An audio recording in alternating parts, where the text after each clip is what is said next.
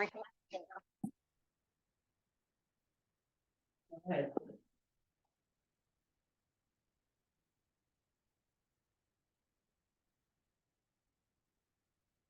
Good morning, everyone. Is my microphone working? Good.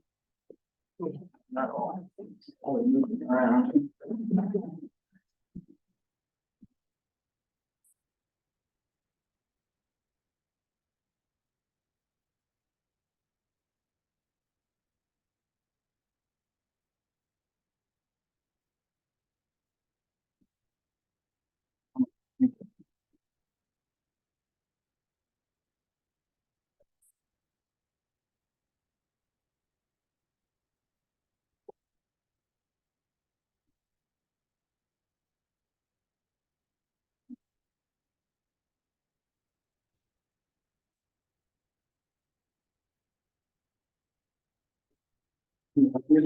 Oh, I think this is the last thing.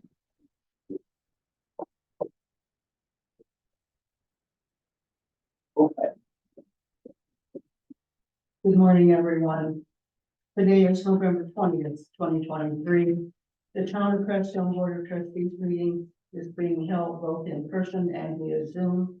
The time is 9:34 in the morning, and in order to complete the town's business in a timely manner, the following procedures will be followed for all town meetings, including those hosted on Zoom.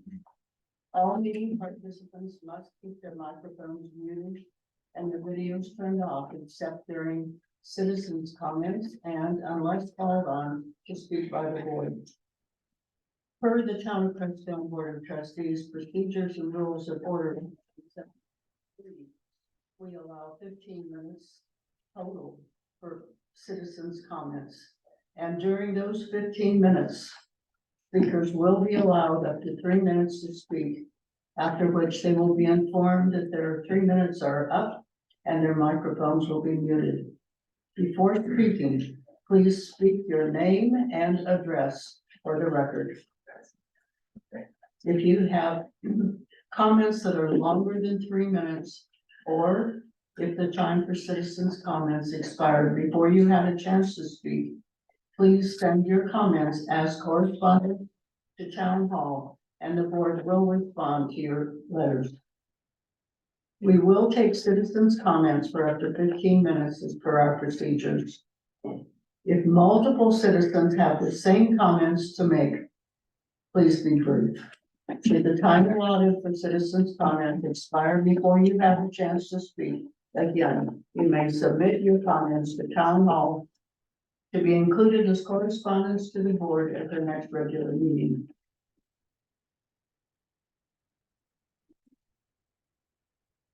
Would you call the roll, please?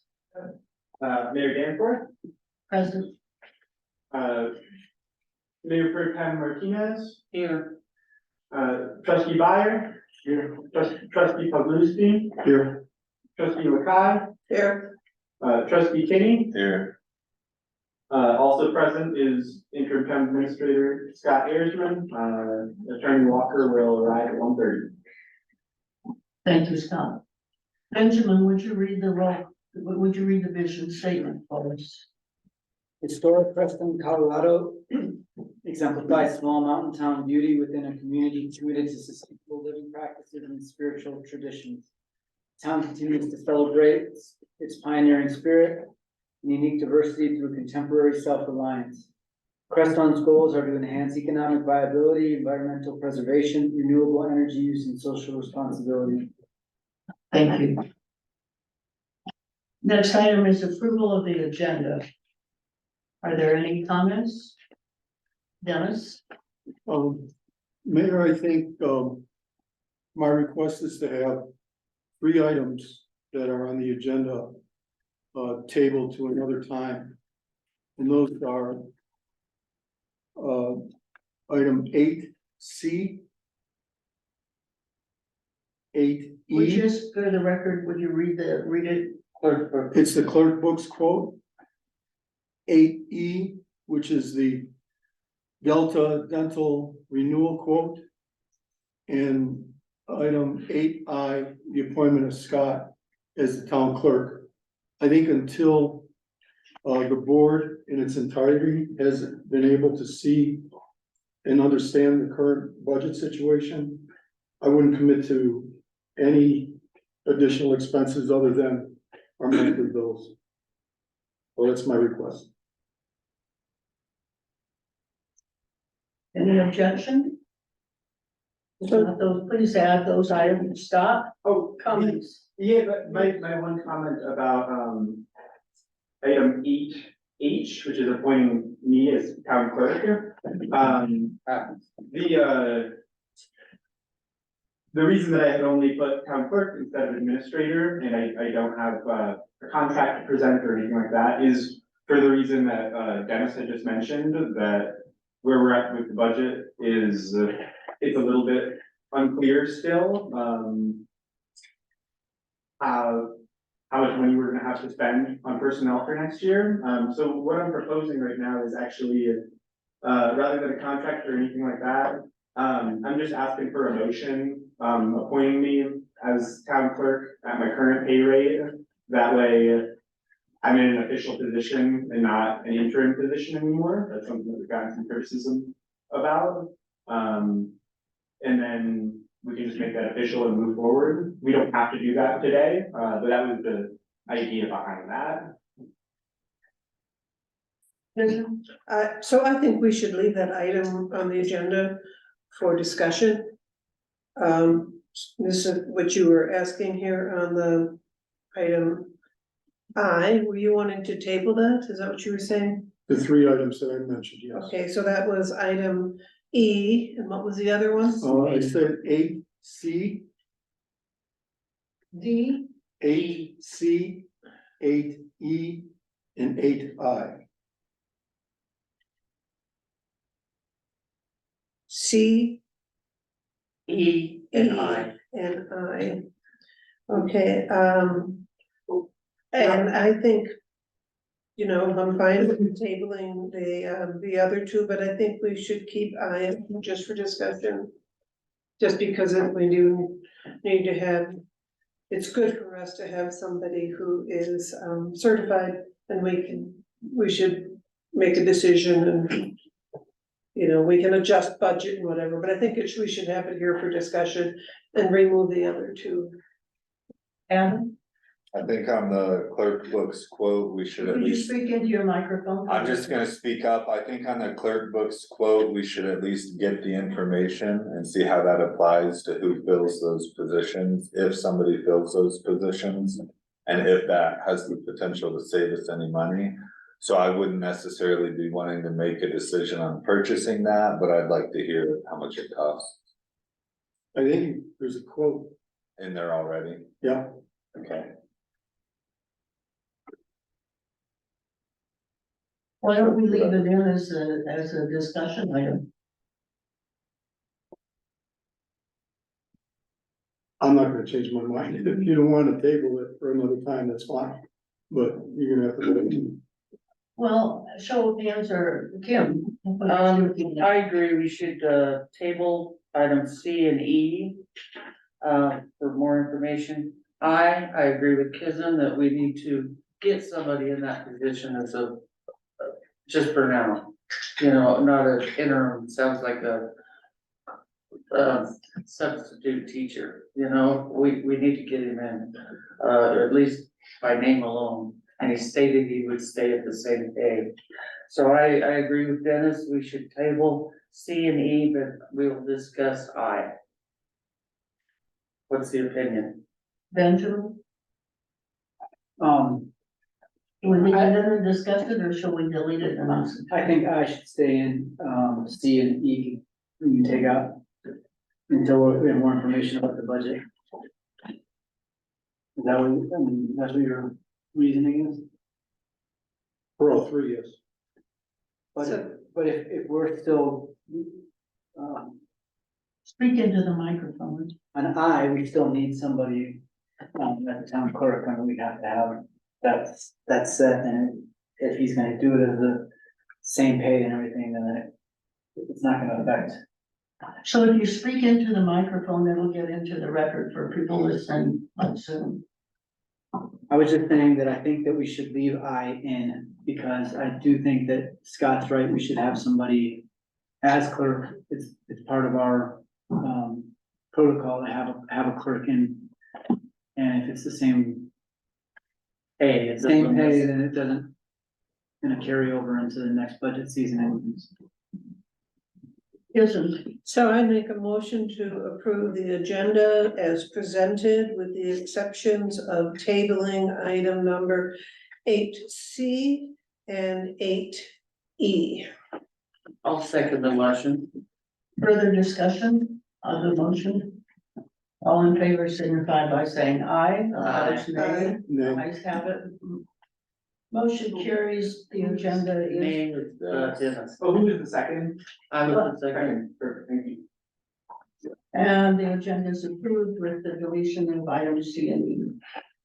Next item is approval of the minutes of the special board meeting of October 23rd, and we understand that all of the demands on Scott's time and whatever the technical difficulties are there is, we will not be able to have the minutes of the regular meeting. So let's discuss approval of the minutes of this special meeting. Any comments, concerns? I move we approve the minutes of the special board meeting of October 23rd, 2023. Second, I'll second. discussion? I believe the reference in the minutes that I read a letter to the auditor without any color as to the number of criticisms I had of the budgeting process and the financial situation of the town.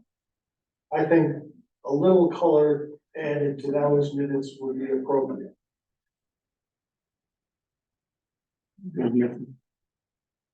Scott?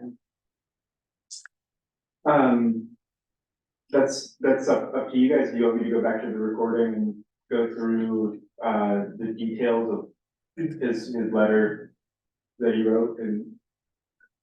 I don't think you need to detail it. I think you could just, So, in the interest of going forward, Yeah. we've not, as a matter of policy or practice in the past, included citizens' comments. be part of the minutes, and I think what you're doing is carrying complaints about the minutes in general.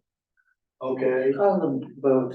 So I'm just going to say, what is the pleasure of the board? Do you wish to include that or do you not?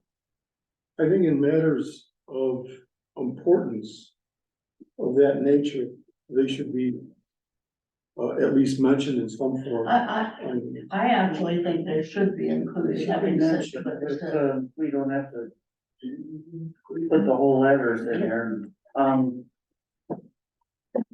Hold on. you don't have to put the whole letter in, but it would not hurt you to put in that it was a Okay, I agree. criticism of the All right, town. so we will go We ahead will and do that. direct our interim town administrator to revise the special meetings of that special, Including correspondence. as we discussed. So what you'd like added, Warren, is specifically that, I had put that you, have written to talk about a letter you've written to the auditor. You want me to specify that you talked, about a letter that you had written to the auditor criticizing the town's finances? You could simply put that you haven't revised 40 years worth of budgets at a minimum in there, okay? The fact that there were, I believe, like 6 or 8 items that I thought were relevant, I'm willing to either get you the letter, give you the letter, so you could. If you would just give me the letter, I'll put it in correspondence to the board and it'll be part of public record. And then I won't have to go back and. Let's make it easier and do that. Cool, thank you. Okay, fine, please don't interrupt him. Let's move on. That brings us to citizens' comments. No, we have to vote on that. Yes. For each of the Approval, we minutes. need to vote, yes, all right. Approval of the minutes. So we have a first and second. Yeah, that was discussed. Any other comments?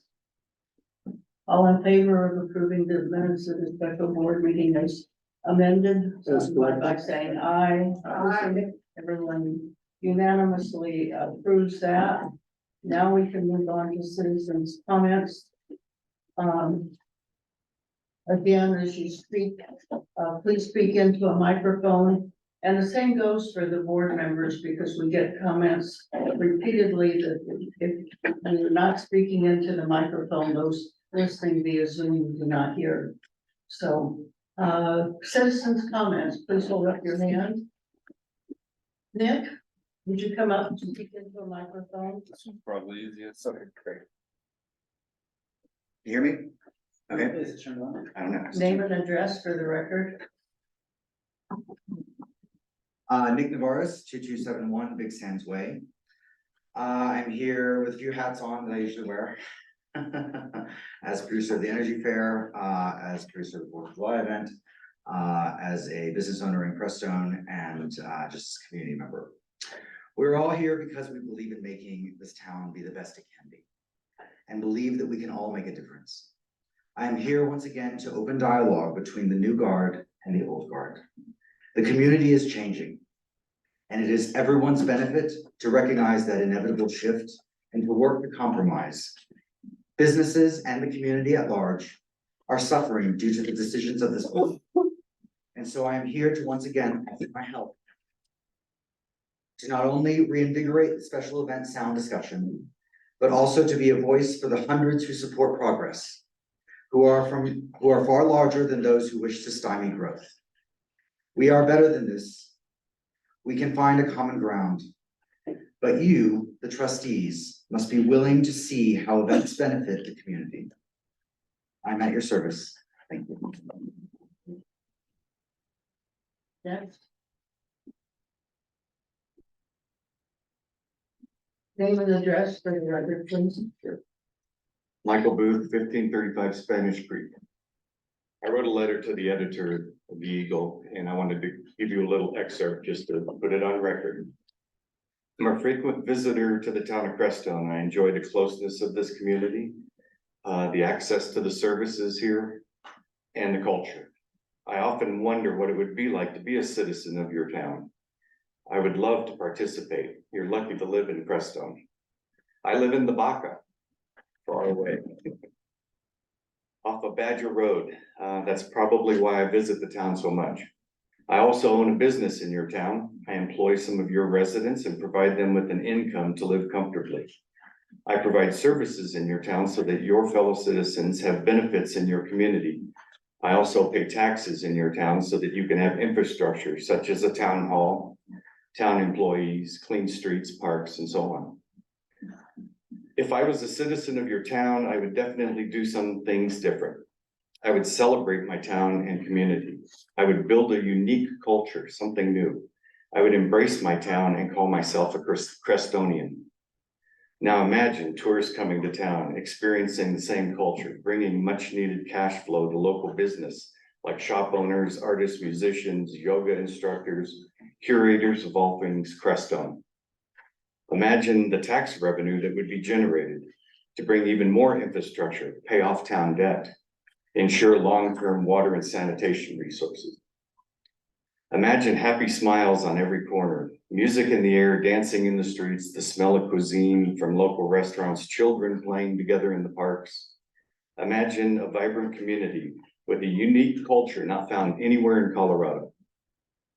But I don't see that vibrant community right now. Don't get me wrong, I love Crestone, but y'all need to get your act together. You receive taxes from financial streams such as local business, and y'all don't have a plan to support those businesses. You don't participate in Colorado tourism or economic development the way you should. No festivals, no tax income stream. No more dark sky celebration, no income tax stream. No music, no tax income. No tourism, no tax income, no business development, no tax income. My question to you is, how do you plan to survive? What's the future for Crestone? We invest in your future every day through our taxes, promotions, businesses, personal investments, and so on. What will you do for our community in return? What will you do for our businesses and the people we employ? What's your plan? Thanks for listening. Thank you. Next.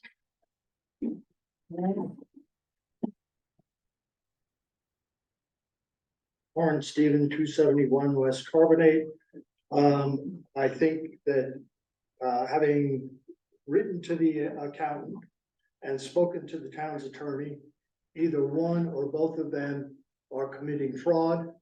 And during your executive session today, you should examine that with your attorney and find out about his liability insurance, because I think the board has now crept over into the area of criminal activity in their actions. Thank you.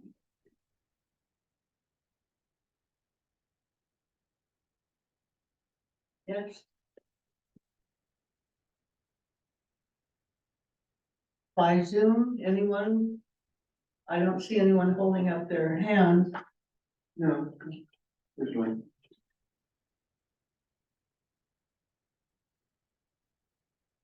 Any other comments?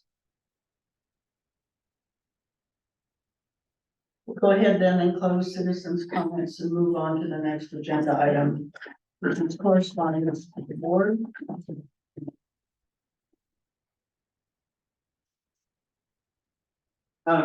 The one item of correspondence came late, but I did put it on the desk in front of you. It's an email from Wayne Johnson, the Dutch staff island.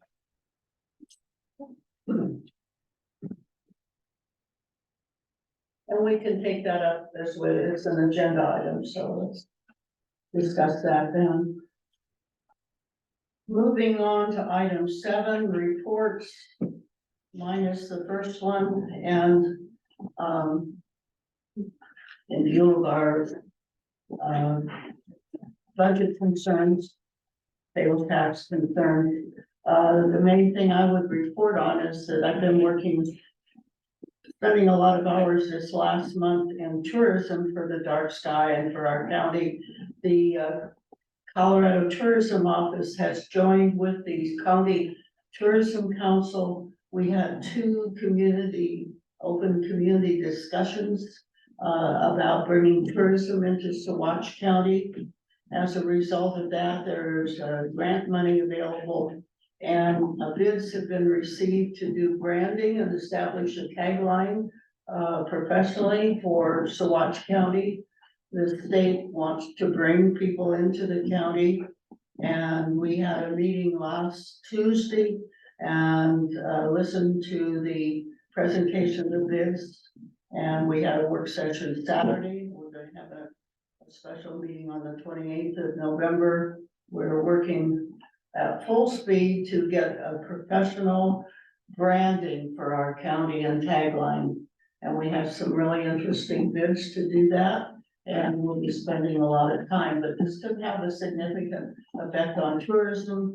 And the 3 things that are being most touted to bring visitors here, one of the 3 is dark sky, and it's the first one everybody usually talks about. So that tends to help our community as well as the broad county in general. So that's my report. Questions? Next report, trustees.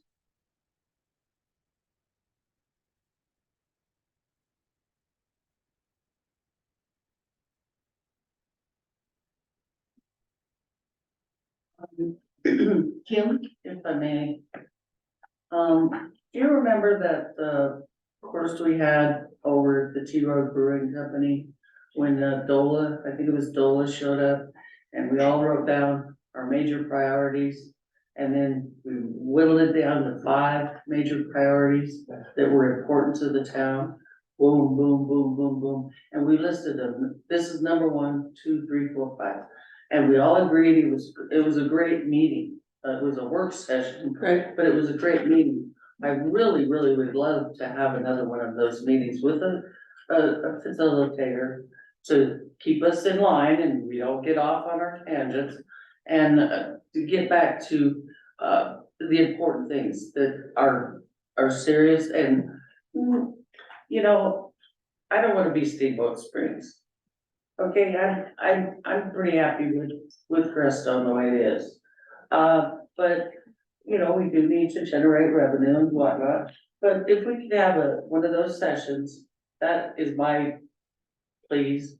If we could get another group session to get our priorities straight, what is big as important? Excuse my French. You know, is it water? Is it a water tank? Is it a well? Is it, roads? You know, or what is our major priorities? And, you know, the noise and the dark skies, and it's all great. It's all great, but I think we need to stick to business.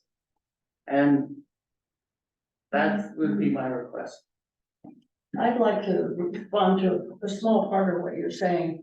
As a result of this branding initiative, our towns, Watch Center, all are going to, we're going to have a variety of opportunities for people to say what's important to them as far as, you're talking about all of the needs, but as far as tourism or bringing tourists here, there are gonna be multiple opportunities given for citizens, everybody to comment about how they feel. And that's an important part of how the county will be branded. Chisholm and Dennis.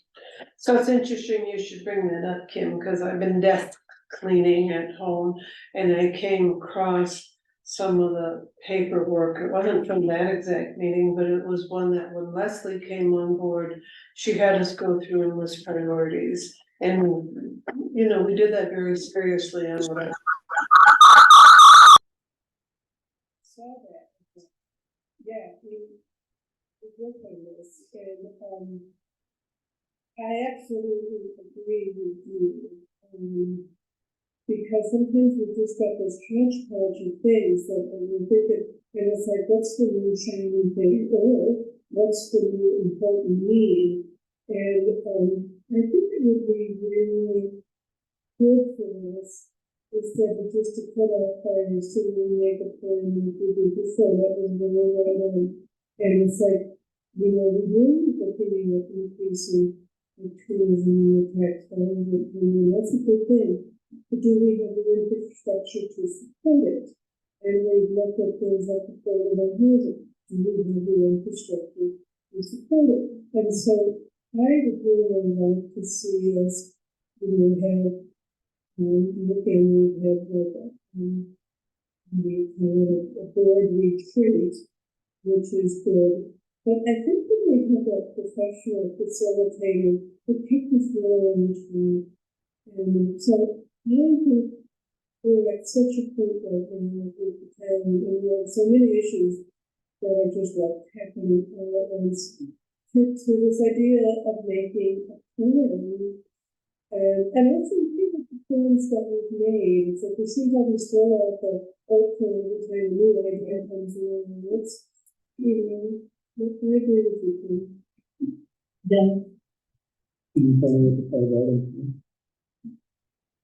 don't know what it is, but it is a well, and there is no litigation with planning understood. So there was the orders expanding the water system, developing the new wells. Looking at getting a new water to, and then getting expanding the sewer system, which is what we're going to do. And then again, it comes to various things that, you know, like the infrastructure.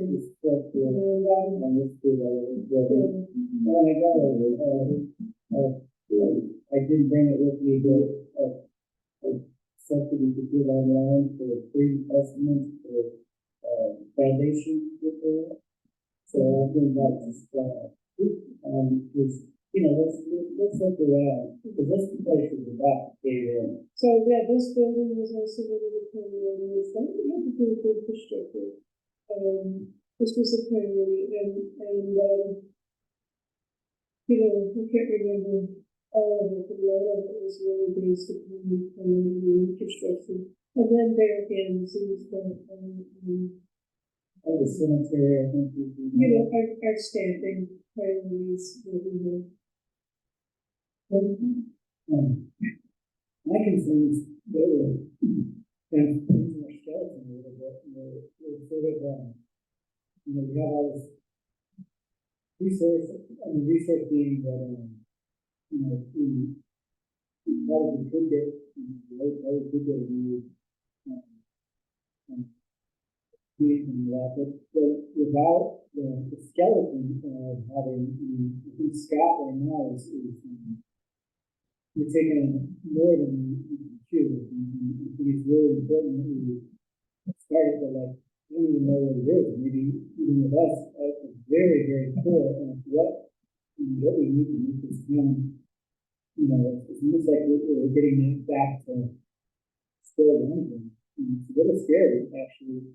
You know, if everybody else feels that way. I definitely feel like, oh, what's going on here? Like we're losing our grasp a little bit. So I'm hoping that something starts to turn around for us a little bit. You know, a lot of this stuff is all the reason why we're all here. I mean, I know that I'm here to really be part of the protection of this town and be part of the infrastructure of this town.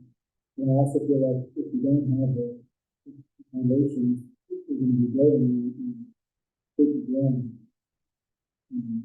So I'd like to ask the board to consider this, the open house discussions we had a few months ago. I kept bringing up the fact that we don't have what works for the bigger front-running cities doesn't work for rural, little town, small towns like ours.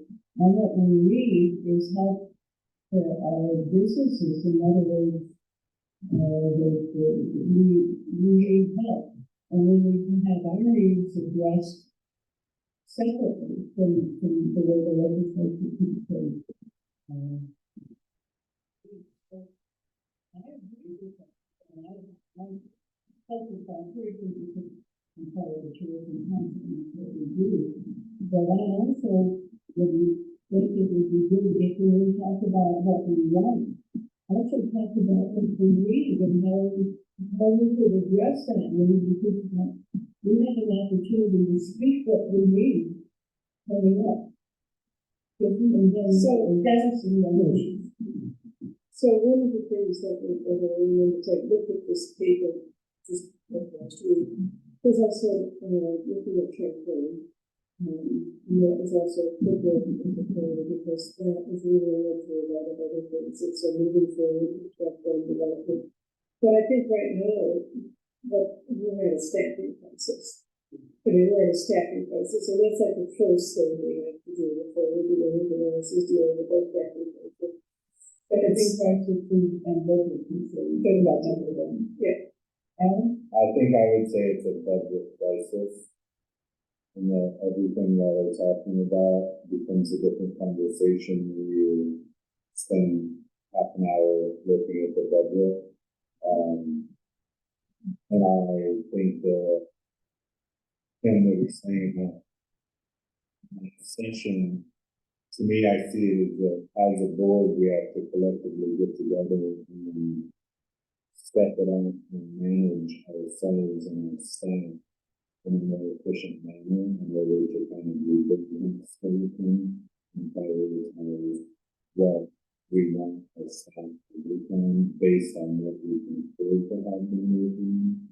Because these past year, 2 years of warm and the rain coming in and kind of budget is a disaster. It's a crisis. It's not a concern.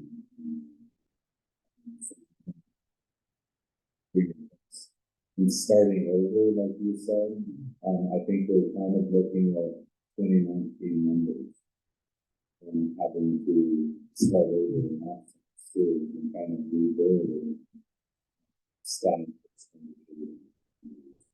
And there's really no good order. There is no track. There's nothing. There's like, can we Correct.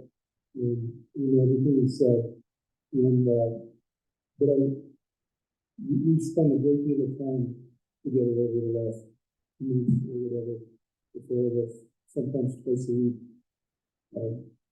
In the hours. But, these are man-made problems. that are out there. And so we can fix them. But it is, I guess you can use the cliche a step backward, but, it looked like it was much more comfortable, several steps backwards, as far as the spending and the income. And that's where we got to go. And then we could start going forward again. I don't see this as the end of Preston, and then we go to the plan. Everything you mentioned, I would agree 100% with, and we'd love to jump into it tomorrow with you and start building, but we are really under some tight hopes right now. So I just have a question. I'm not sure why we have updates at this point in the meeting before we've gone through and had our action items. I thought originally we were going to have the update for the trustees at the end, which is look back and also examine whatever concerns.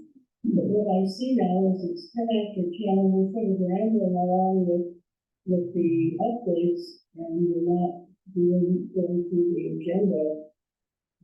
So I would like to suggest, I would like to ask how you would feel about having the updates that we, after we've gone through and done our action items, have discussions, and then have the updates as opposed to at this point, we start agenda. So, there's no objection to moving. And I'd like to go ahead and move on now to the next report, which is Scott's on the administrator. And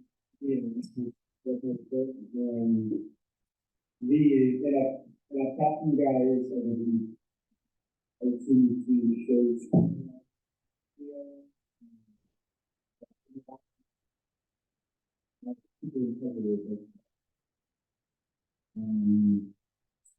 Obviously, we just we're speaking of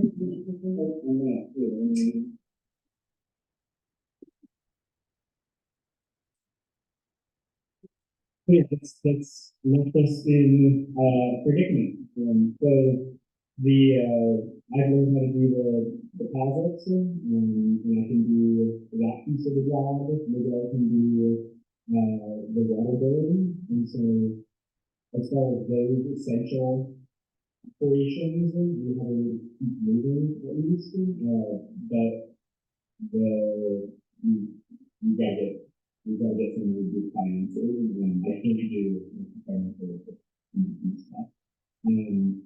Lisa did do a final financial report for this meeting. It was not in the packet, but I did pass it out to you guys and stapled.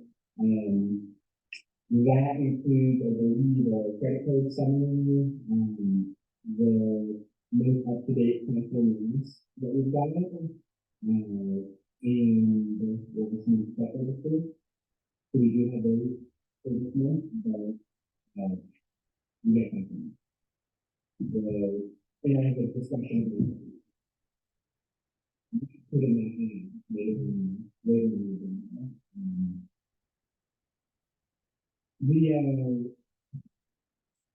later in the players, I think, last month, and I think we move forward with that. And unfortunately, it's just been a little bit more, I mean, not even complicated, it's just trying to schedule between people, and there will be a scheduling conflict, and it's like, all right, well, this is going to happen next week, and then I've got all of these little fires to put out, and it's just, it's a really high priority that'll make my life easier, but I keep putting it off. I wanted to ask the hiring committee, Benjamin and Dennis. Dennis, I know is normally pretty easy to schedule with.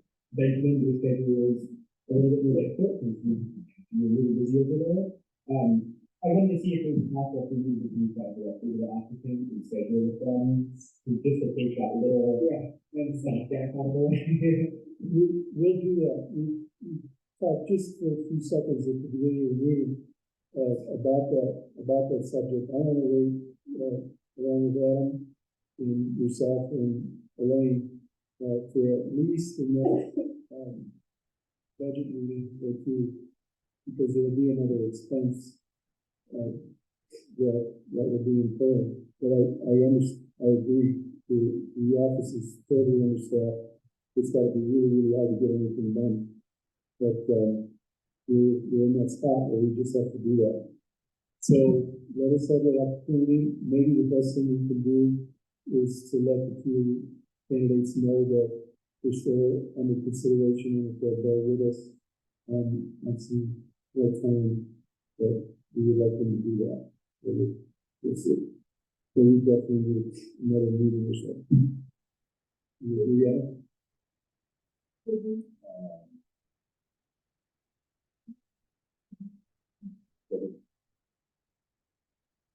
So I understand about the need to really have a handle on the budget.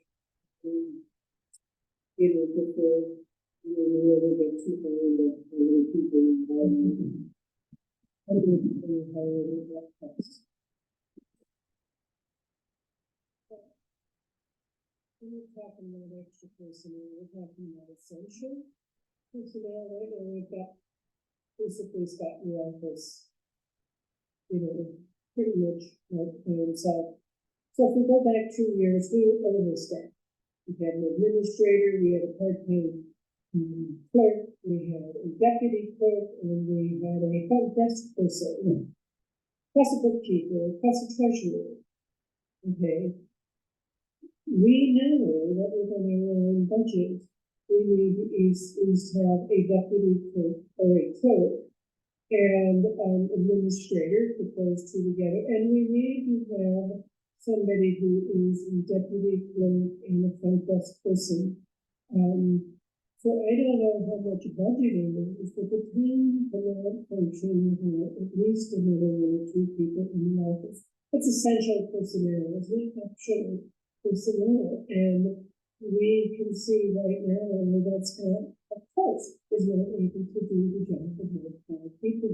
So I'm going to ask the budget committee to really look and say, hey, let's go and schedule a person into the office to be able to assist that as a desk and deputy position. And we have to have that in the budget. It's not optional. So I just ask that you move forward at a quick pace, everybody, to make that happen. I don't want to speak into the microphone, but I'll speak up. This is the Zoom mic anyway. I think even in close to our worst case scenario budget numbers, we're accounting for an office assistant. So given that it is November 20th and we have to have a budget draft, let alone supplemental budgets for past years, all in the next few weeks, and Scott's in there alone, I would support going ahead and scheduling a session and hiring that assistant. And just being really clear on whether or not that's a month-to-month basis or a 6-month basis or what. But yeah, we do need to function better in the office. We're not going to get better with that.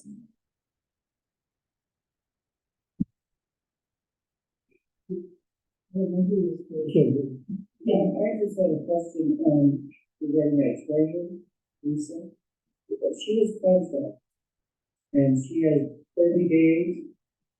Isn't that correct? 30 days to train someone. But that is true for contract, and she has said that she wants to do whatever she can to make the transition possible. Somebody's got to train, you just don't throw somebody in this position, and you're gonna have to train and do it. That doesn't work. Yeah, Lisa is available to help with the topic condition. And hopefully then, you can, and in the past, our treasurer also paid the bills, we wouldn't have two people. So, because of our budget constraints, I'm hoping that whoever would be our new treasurer would also be able to pay the bills and we have two people that would have. yeah, maybe. So, I have some pretty strong, feelings about this. But I would sure, I could sure compromise. But I won't move fast.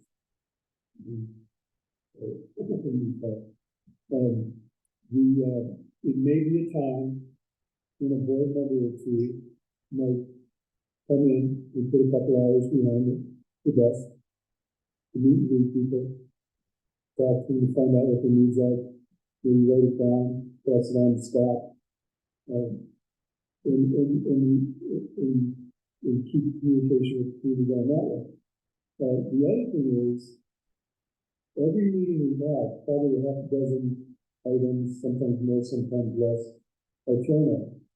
So why don't we just take a moment to slow down a little bit with that, take a look at what our requests are. Maybe there's some things that we can do ourselves, our own research. We don't have to throw everything out on the computer.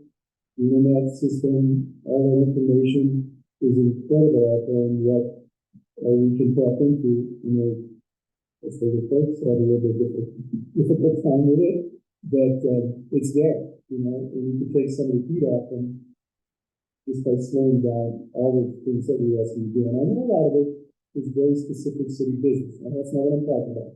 It's some of the other things that I can't bring to mind right now, but let's slow up on that. But we will move forward, I guarantee you. in the past, we've had committees that work very well, because, we've all done different committees, and committees can do exactly what Dennis is talking about. A lot of the research or studying, data gathering, and whatever, committee can do that equally well. And so I think it behooves us to do exactly what Dennis is saying, and as possible, use committees. Other comments?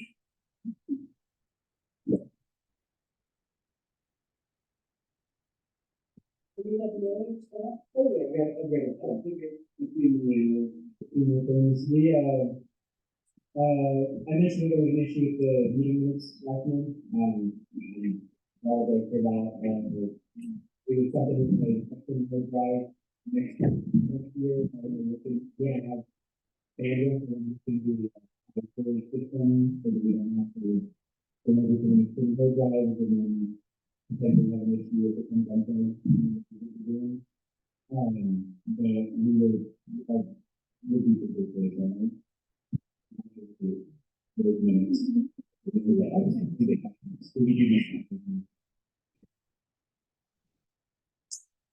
How either use that for statements or that's something that we have to do.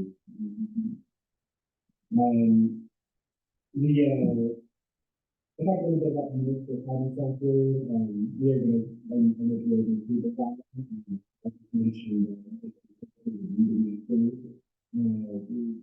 up for $2,000 for quick subscription.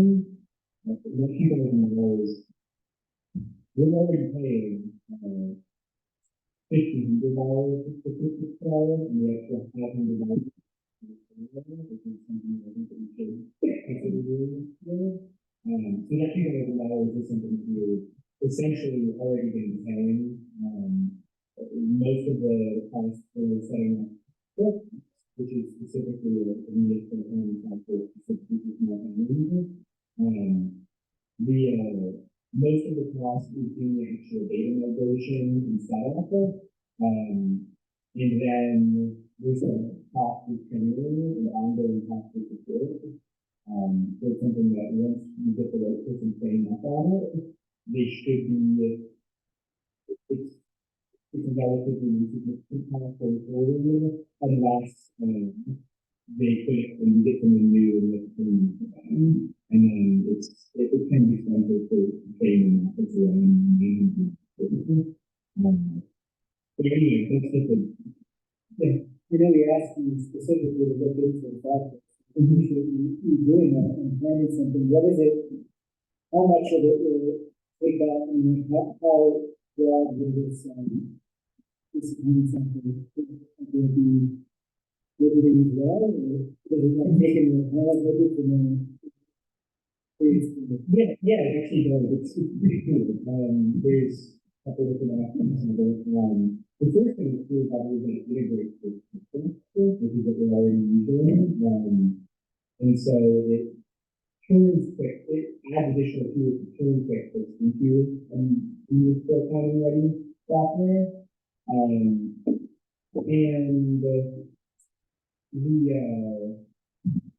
on your specific question, I'm just wondering, like, is there gonna be other accounting stuff that's going, I mean, like, is this kind of an all-encompassing program that actually like really does the, it'll put everything into one? Yeah, that's exactly what it does, and it integrates the utility billing into the overall system, so there's no, right now it's pretty funky, there's different methods of doing payments, depending on how they come in, or cash, or credit card, or check. And there's different things you have to do for each of those that take time, and there's a lot of room for errors there. And it eliminates all that. It also makes it so that you can, we got these closing tools that at the end of the month, at the end of the month, we don't have a clean numbers, and so they have these closing tools that make payment adjustments as you go in order to account for the true numbers for the month, and so it's new.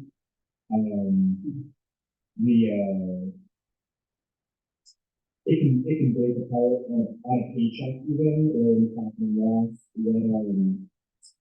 how much of each person's paycheck is coming out of water and fuel versus general fund, for instance, and it makes that really clear in a single line item. It also actually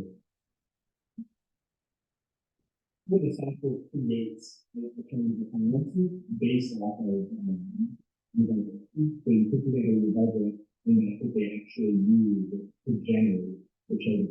So it should match up exactly when you account for the loss versus the budget. It should be obvious that it's going to happen. You can never face anything issue. But anyway, that's I feel is we've been talking about this in one program for a while.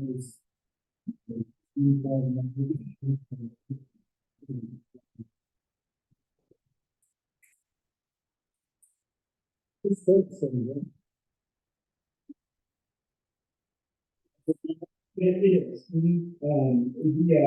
That's mainly for staff. So that's like a one-time cost, and an ongoing cost are mainly the ongoing subscription cost is pretty good. But this is something that as far as what the benefits are and how the cost is structured and everything, that we've offered to make a presentation to you guys in the community. If you'd like to discuss it directly with them. I mean, I'm not saying I don't agree with this. It might be exactly what we need. You're saying right now, it's not a good time, it's been $7,000. Yeah. Well, I don't think we should make changes. I agree. The power situation, replace with and make very power decisions based on what we have. The moment we have it's still.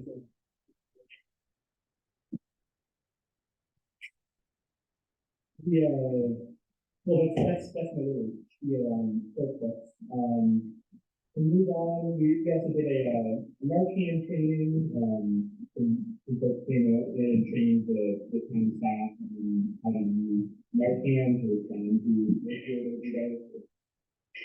Gretchen found someone overdosing in the park, she got Narcan in the truck and she's been trained on how to use it. So that I was trying to do. There's many people who mentioned that they have they can distribute Narcan and fentanyl strips to us and they have a movement on reduction site, there's like a meeting thing, and I know that, last month, we have to get a little more information on it. Same thing as the QuickBooks, that they got someone that, would be happy to come out and give a presentation on what their situation is. We may need to do that next month. We got a lot to do here. Someone in the city.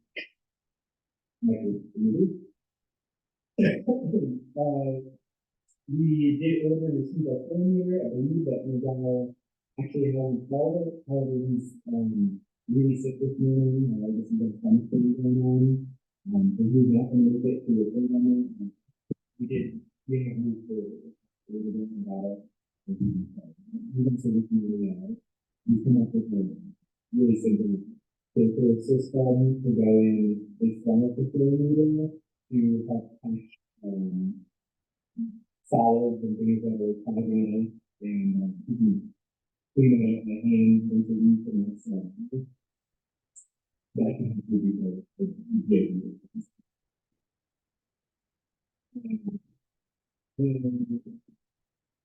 and then finally we can budget later in the game we can talk about. I do feel like as we reflection of we've worked on things and then we realized that maybe we should do something a little bit different. And so we've changed our own goalposts a few times here and it just it's occurred to me that it makes sense to just ask for a little bit of direction for exactly how we should approach a couple of these key issues. And the ones that I'm thinking of specifically our enterprise status for level and studio, as well as the way that we the sales tax. And as we like this stuff over the budget update, we just have to a little bit of direction, at least in this we know what you guys are thinking and can budget forward. Oh, and as a final thing, this is not on my report, if you want to see this point anyway, he did hire a new person compliance officer, this is Mateo, he's our guy, he's just started for 5 hours a week, and he doesn't have a report this month because he's only just started and he's trained up on the soon. He stopped me for on Friday to see what that contract looks like, and we get into it, and he's been awesome to have for the last great interview and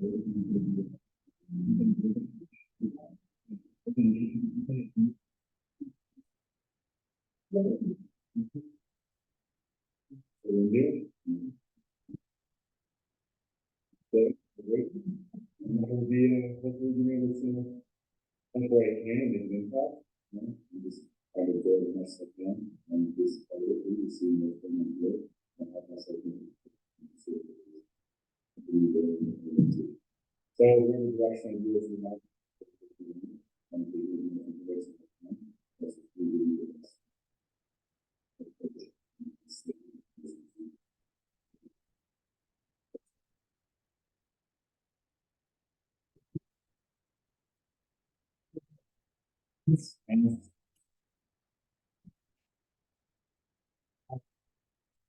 we oh, that's really it for my report, but as a common thing, we just I think that that one was coming to do because we had a comment,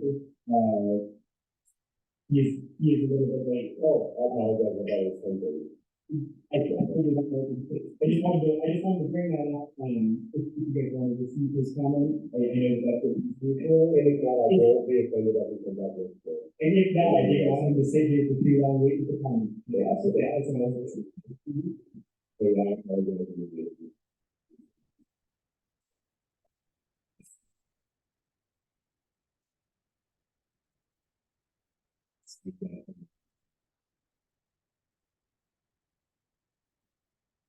Yeah, I'm gonna be comments, you know. Right, do you wanna answer him? Do you wanna tell him yes or no? Yeah, okay. Yeah. Okay. I did just go through I did just come through the court process. And, it wasn't the most amazing experience. You can stand and pick that up if you want to. Stay, stay. You don't have to be able to. Actually, before I get to my comment, I want to say Scott is amazing. He should be getting gold stars from you if he's not already. I'm sure he is. The boy was amazing the last 2 months that I've had to go through this process. So thank you, Scott. You just did a pleasure. You did a good. I also put a gold star in for Mateo. This man is amazing. He's been in the community for a little while. He's been helping with the good project. And then he's doing a good job. Super level-headed. I'm excited to see what we're going to do.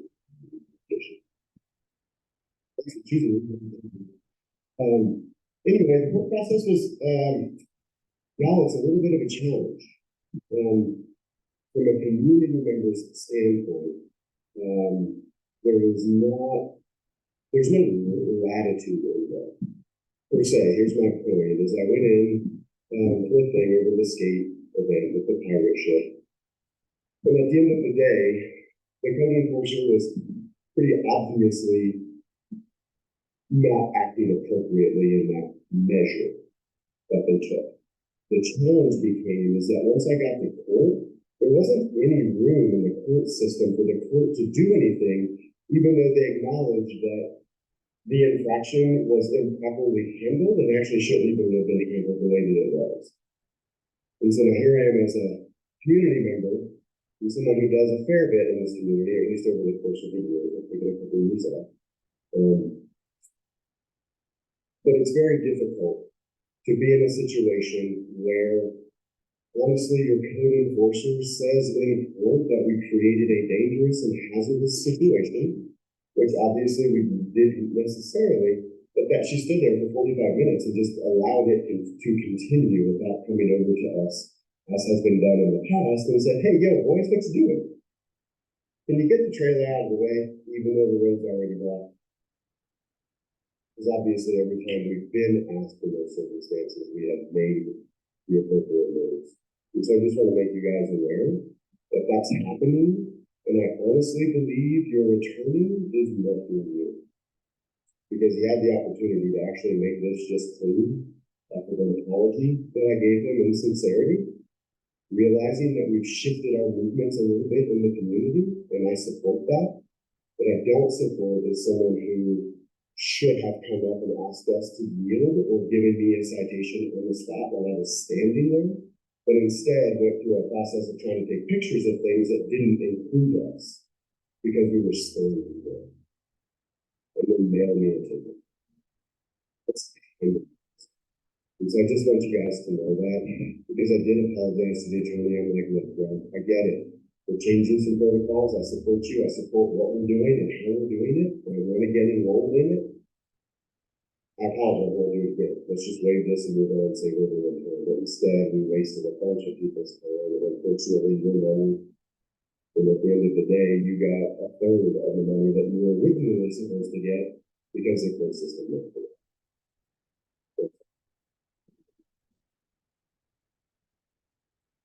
Thank you very much. Thank you. Now, I know you guys are normally, you know, like it's not a common thing in a discussion, you just receive it, and so other people receive it.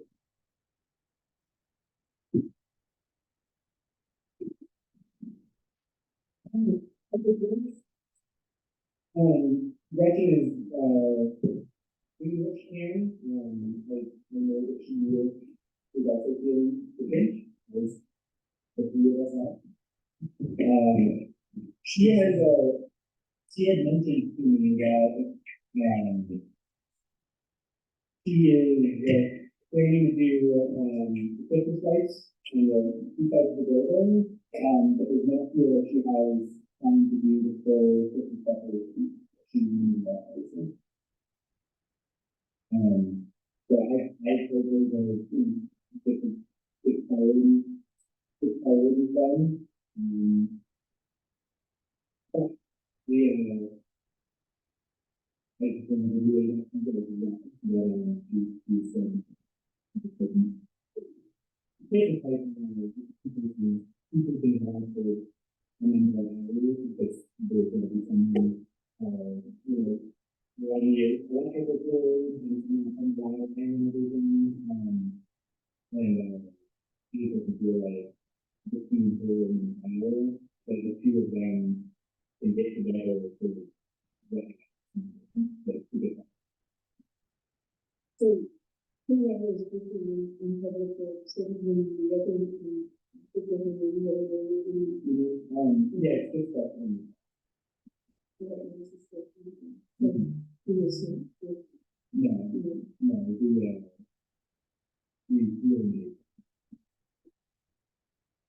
so, yeah, it's busy, so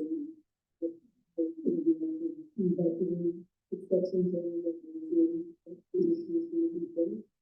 yeah, we've gotten a couple,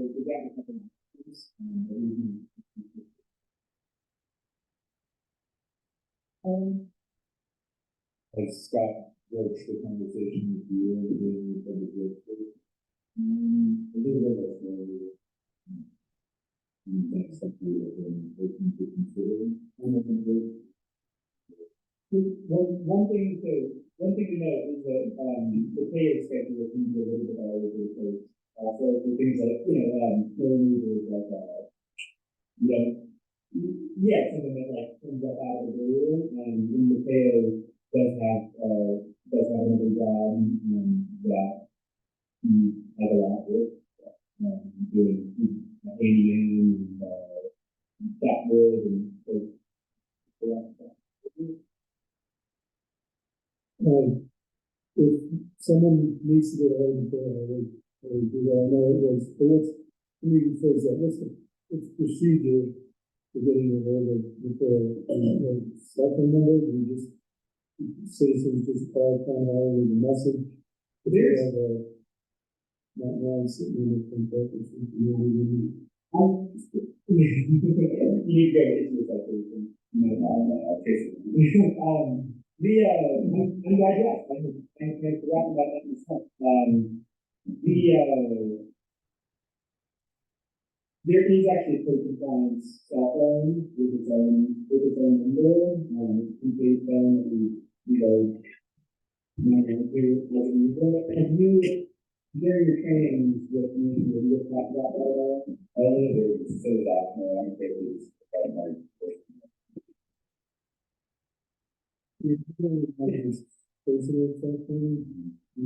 Especially for compliance stuff, that this stuff that happened under code compliance stuff, and then taking secure those measurements in general, and dealing with the and then secure those. This is the expectation.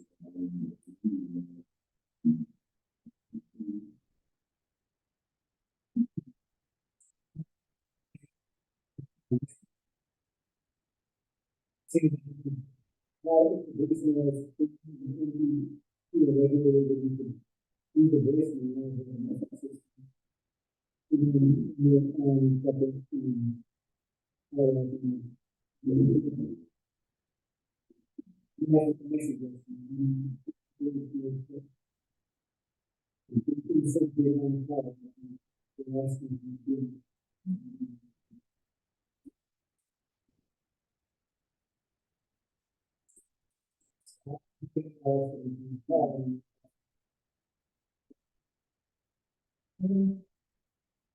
we're trying to make spend money, and Christmas lights are frivolous, but we're also dealing with this public dynamic, me, that kind of places a little more importance on having Christmas lights up. So if we have somebody like Mateo, I don't know if it's possible, 1 week he could do, 8 to 10 hours instead of 5 hours. And help Gretchen, who really shouldn't be up on the ladder and this anyway. I would consider investing, up to 5 hours or help to get some Christmas lights on. And then so I put that on the table, and then additionally, I'm curious how Miguel and Gretchen get along, who takes the lead. If Gretchen is technically the supervisor, the interim supervisor, then Miguel is 70% public works and 30% water, and I would think that I would hope to have some sort of hierarchy happening there. In addition to recreation, but in a way that Gretchen can say, this is what we need to be doing today. And let me go with saying, if there is, I guess I'm just kind of curious how we can do it.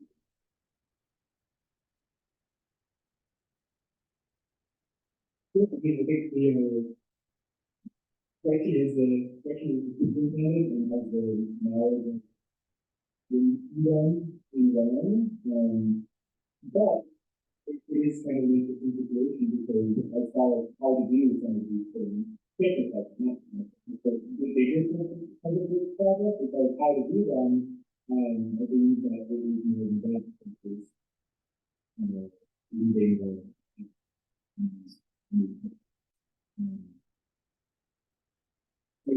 yeah, I mean, they're not 100% sure what they're doing. So I'm assuming our venturization is a list that we would probably access from Drew's experience in this case. I assume he's already given that information yet, and that we should really have a venturization priority list. Then I would put Gretchen and Gary tackling piece by piece. Really that should be the focus right now, venturizing the system. Yeah, I reckon really nice to be a recent organization and watching heights in the basement and I guess I just want to make sure we accomplish the organization. And then at which point in time, daily tasks are becoming less and less. Well, after the organization,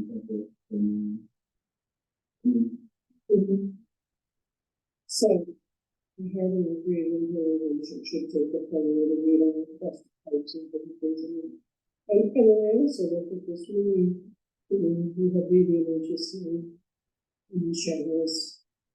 What if it had been 6 weeks of this? And if it had been 8 instead, it should be further along for the schedule. It could be 2 feet. But if that had been the case, who is planning the roads and who is shoveling the sidewalks? We have the 2 people who to assist. And that's where you could be relevant that kind of service. So we would be able to have people that be trained in this type. This last year at this time we had 3 people. There were some drugs in the roads. We've actually not into the snow forecast for the next Friday. And should we have 4 people to get figured in for the day to get ready to take the snow off before the 15-inch ice. So, organizations are priority, but also making sure that there's people that we can come in to say, hey, show up for 30 seconds for it. And what's the status of our cloud stuff? It's down or up? I have to talk to the government if we've gotten partner because it's pushed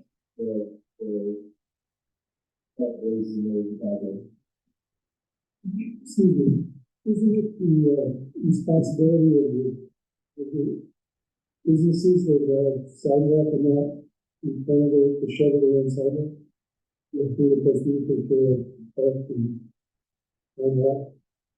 We have less than 3 miles of road, and I'm not sure how much of that is fine, I think part of it, you know, is fine, but. You know, I think it's all county, under county.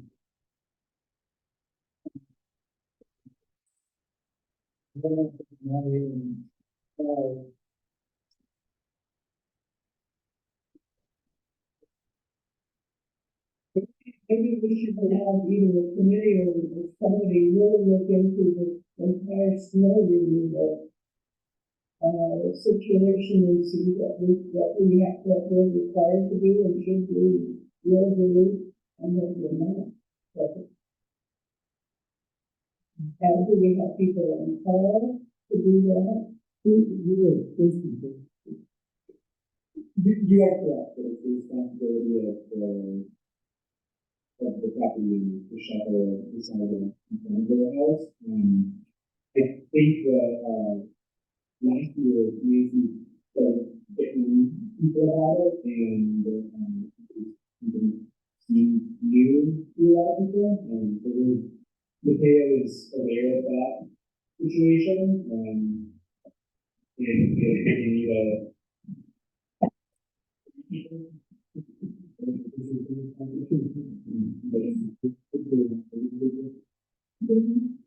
Oh, you know, I think we need to have a distance discussion, what it is like to really fight this. I mean, we see, they fall in front of by the time, they fall all the way down to the section. They fall all the way to the post office and they shovel it up. There's a good chunk of Silver Street about the credit union that is empty lots and nobody goes there. All of most of the chunk of Silver Street coming down. There's no closed buildings all the way up Silver, Street up to the Park Areas. There's a lot of homeowners basically. There's no active property owners that are there to shovel it.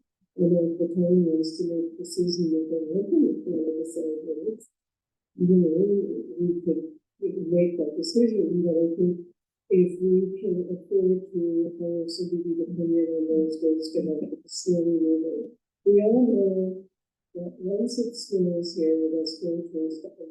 And you gotta get it out right away, because if you let it sit, it's there and it's like no joy. So, you know, this is a public health and safety issue as well. I don't want to see people falling and breaking their hips or something because the town didn't do what they were supposed to do. This is something that we need to figure out. And I think that between Gretchen and Scott and the budget committee, they can figure it out and have another person that can go into that. It's not like it's they've been doing this for 20 years. You know.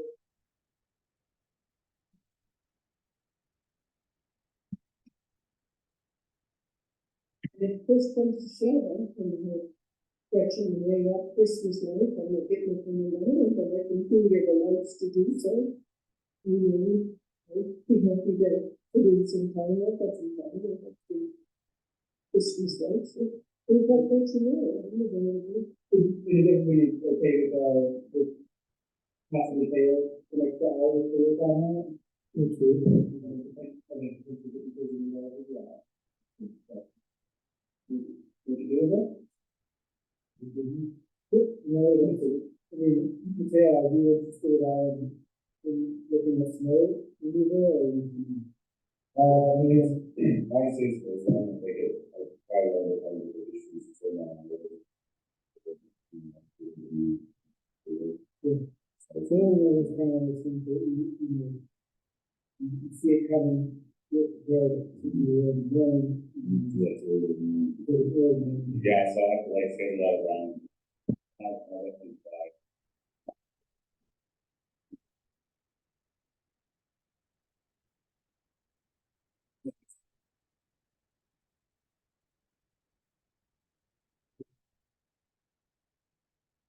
I think the situation is something like that, you need to do it But we are, I mean, for you, we are not in our typical, situation with money right now.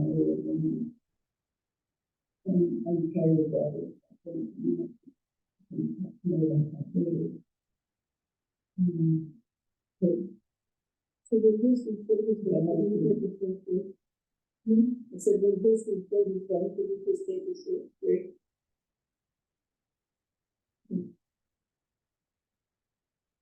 So yeah, it'd be great if we had consider that with the.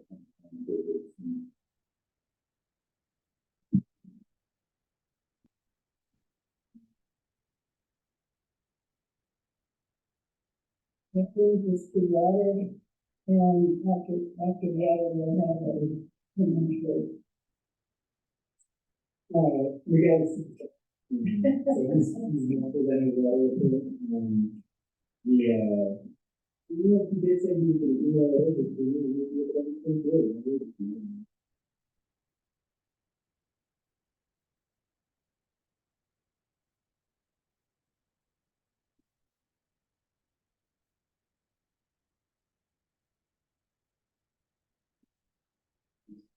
I would ask him, he said it was a good thing, ask me something,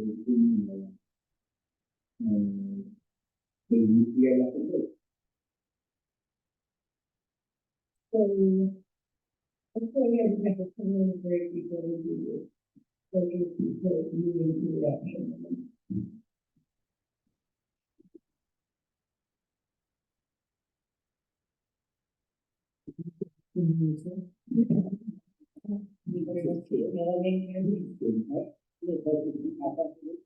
Oh, yeah, I mean, I would say, I'd be better if you read the bottom.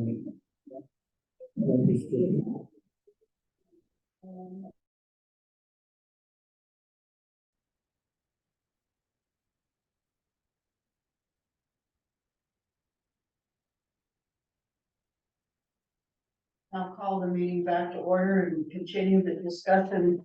The treasurer's report, we're going to defer until this afternoon and attempt to get through all of the action items for our lunch break. And the first item under 8 will be 8A, approved the check register. Oh, that's, I've got that stapled in with the treasurer's report. You put through there. It's, here we go, it's in front of me.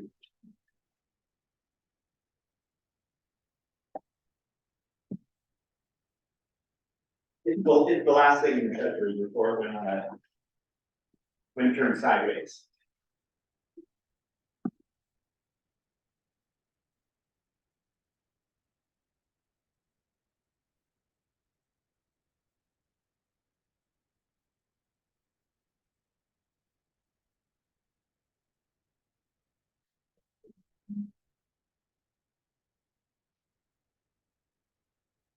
So I have one question.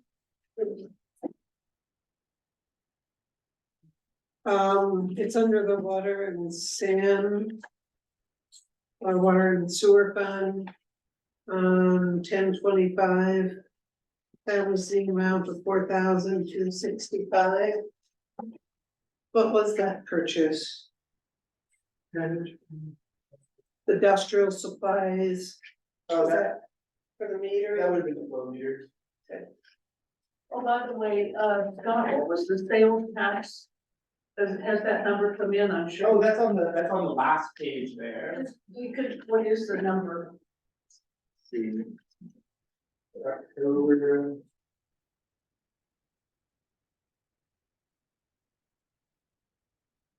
$52,396.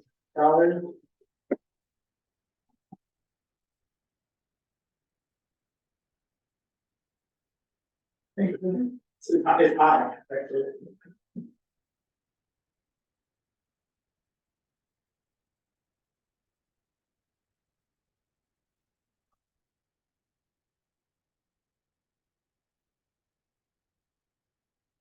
Another question, if I could. Sure, go ahead. We have under administration account, October 12th. Brown's Septic in the amount of $360. Under how long of a period of time was that for? That was, let's see, I think that included the payments for just a month, but the reason that bill is higher is because, there was this was the month that they actually picked up those, the trees and hauled them away. So there was an additional cost for actually picking up. So it's the monthly service fee plus now the removal fee. Yeah, exactly. Kim? I was under the, idea that, the energy fair would be paying for their own porta potties. They did pay for their own porta potties. This was for, the three, porta potties that we had over in the park just through the summer. No.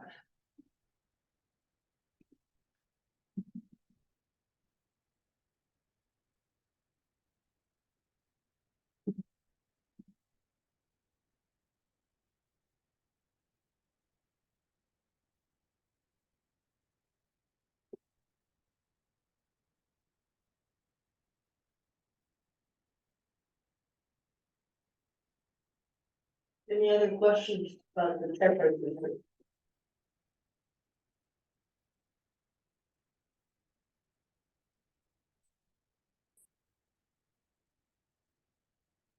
Not really read those credit card charges.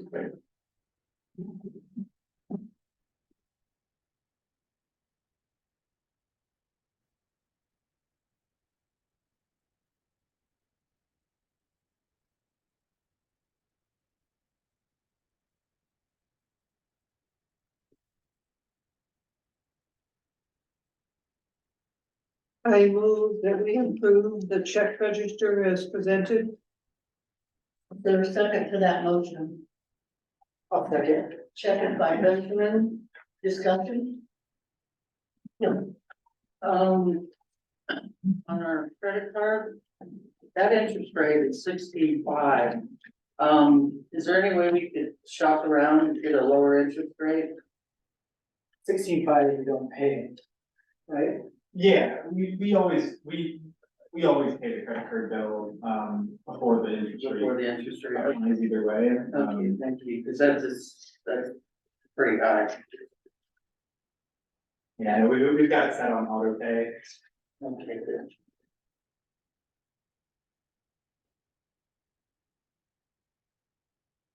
Any further discussion with the motion?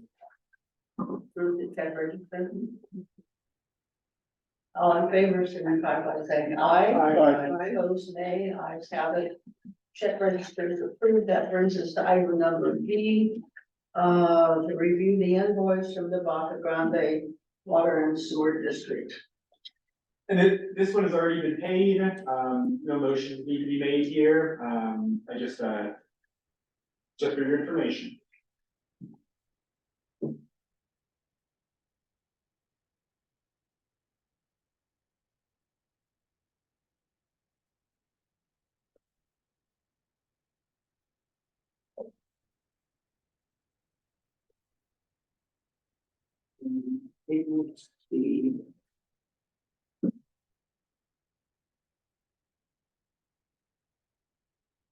I will just Scott to go ahead and come over. We're ready to deal with the next item. I move that we approve, the Well, bill it's from already Baca Grande Water and Sanitation District. Oh, no motion It's necessary. already been paid. Yeah, you guys authorized me to start just paying these when I get them, this is just for you guys, just for your information. Okay, I would. So do you have any comments about it, Scott? I don't. No. Okay, I withdraw my motion. C's been paid. We've eliminated item C. So the next item is D, and Scott Stevens, who's going to present that, is on his way over now, and is moving faster than I had thought. So let's go ahead and do E, while we're waiting to go to D. So E is the dental, Table. We tabled that. I'm sorry, We tabled that. we tabled D. I'm sorry, we did, we C and E, yeah. I just did draw a line through it. Okay, let's go to item F. So I had put this on here because I am going to be out of town, at the second Monday of next month. And so I am requesting that we have a regular board meeting, on either the Monday before or the Monday afterwards. So I just have a question on asking, is it a problem for us just to go around changing our regular monthly meeting date, which I think is set by statute?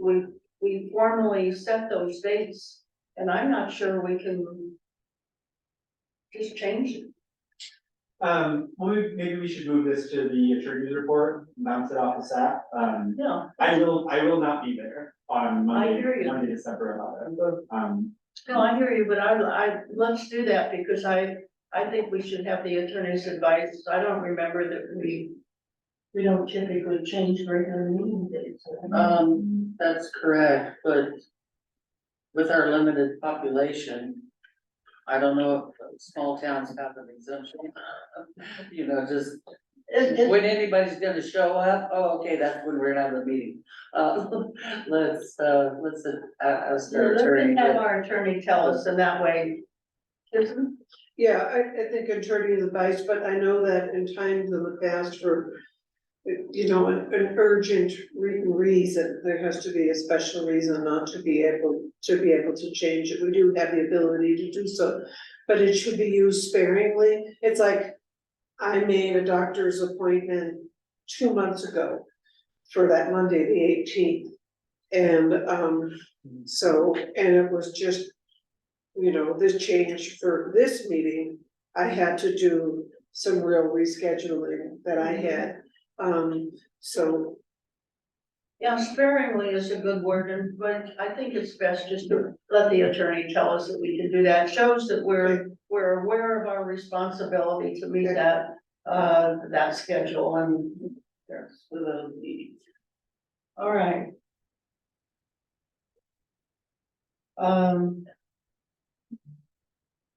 G, employee evaluations. What employees we have. Yeah, so Adam had requested that I use our employee evaluation forms to do employee evaluations of the few employees that we have. I did pull out those forms and I found them to be really,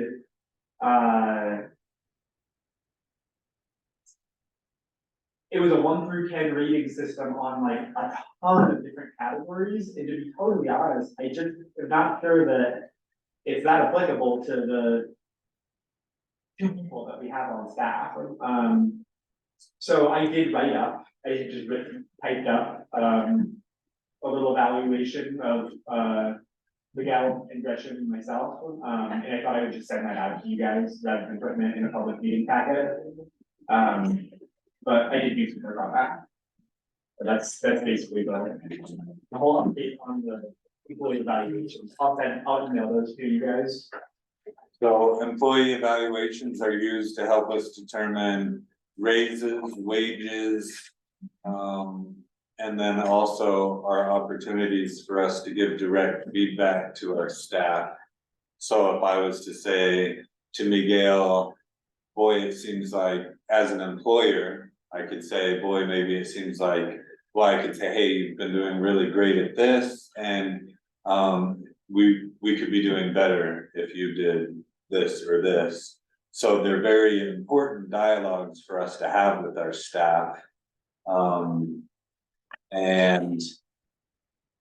And they're usually there with that staff person present so they can receive feedback. So now that we're doing all this budget work and kind of looking at how many people we're gonna have, what the priorities are gonna be, and what we can afford to pay, then somewhere in there, it's gonna be very important for us to have those conversations. specifically with our treasurer and bookkeeper, if we had been leaning towards making changes, like not having a certain person working for us anymore, then us having the opportunity to have those conversations with them gives us grounds to stand on if we want to say, you're not doing a very good job, we don't want you to work here anymore, stuff like that. So yeah, in this case, we have 3 staff members. Yeah. And they all need feedback and direction. So they're still very valuable conversations. So maybe we can receive the reports that he's giving us within the next 7 to 10 days. We're gonna have probably significantly more budget work done. And then we probably will need to have, we're definitely gonna have to have a special meeting to talk about budget.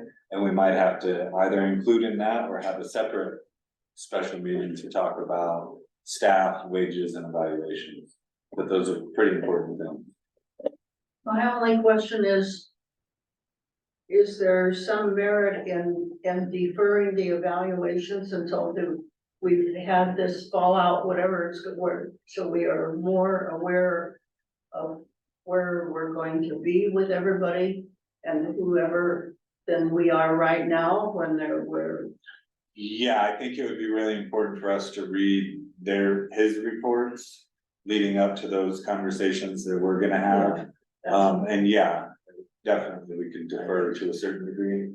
I originally initiated the employee evaluation so we could talk about our treasurer and our bookkeeper, and they're not here anymore. It gives us a little room to defer. But any information he's providing us will be very valuable as we make decisions. It's really all we have, yeah. So let's move on. Let's move back to item number D, the dark sky sign design. And it's gonna be presented by. Oh, it's gonna be presented by Scott, and he had sent me an additional version, which I printed out, it's on the printer, so I'll pass that to you. I've got it here too. Oh, you got it. Let's just go ahead and use what he's got. Cool, alright, sounds great. Do you know everybody? Do you know Dennis? I met Dennis in September. I don't know this guy at all. Kim's across the street. I met. And you're a stranger. So are you, but in a special way. And then Adam. Because there was such, pushback for the other one, we've completely retreated and we're gonna go very, very basic. I had written, IDA for their access to their graphics in August and in September. And then on Friday, and got a reply this morning. So I have now access to their vector graphics, what colors are which colors, their choices. So I was just working on this last night because Steve had given us kind of a pill-shaped 60-inch by, he had it originally at 12, but I dropped it to 15-inch depth or height on a sign. So basic. And with this, we don't need to send it off to get it routed and painted and varnished. It would simply be printed in Alamosa and then stretched over some background.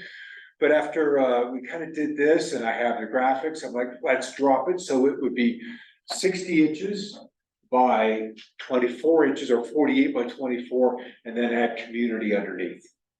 So dark sky community, and it's easy to see as you're coming in. We would use reflective paint. So it gives it kind of a nighttime glow in the dark kind of thing, but very subtle, not glaring. And then it would just hang underneath the Crestone sign as you're coming into town. At this price point, we could do 2. Size it down and put it in Pearl Park. So it could be part of, the walk around, or another entrance going up to campgrounds, out to Baca. We could do other things with this price point since the budget has been reserved or set aside for a sign. And What is it, printed on vinyl? you would do it in color vinyl, stretched on a steel background.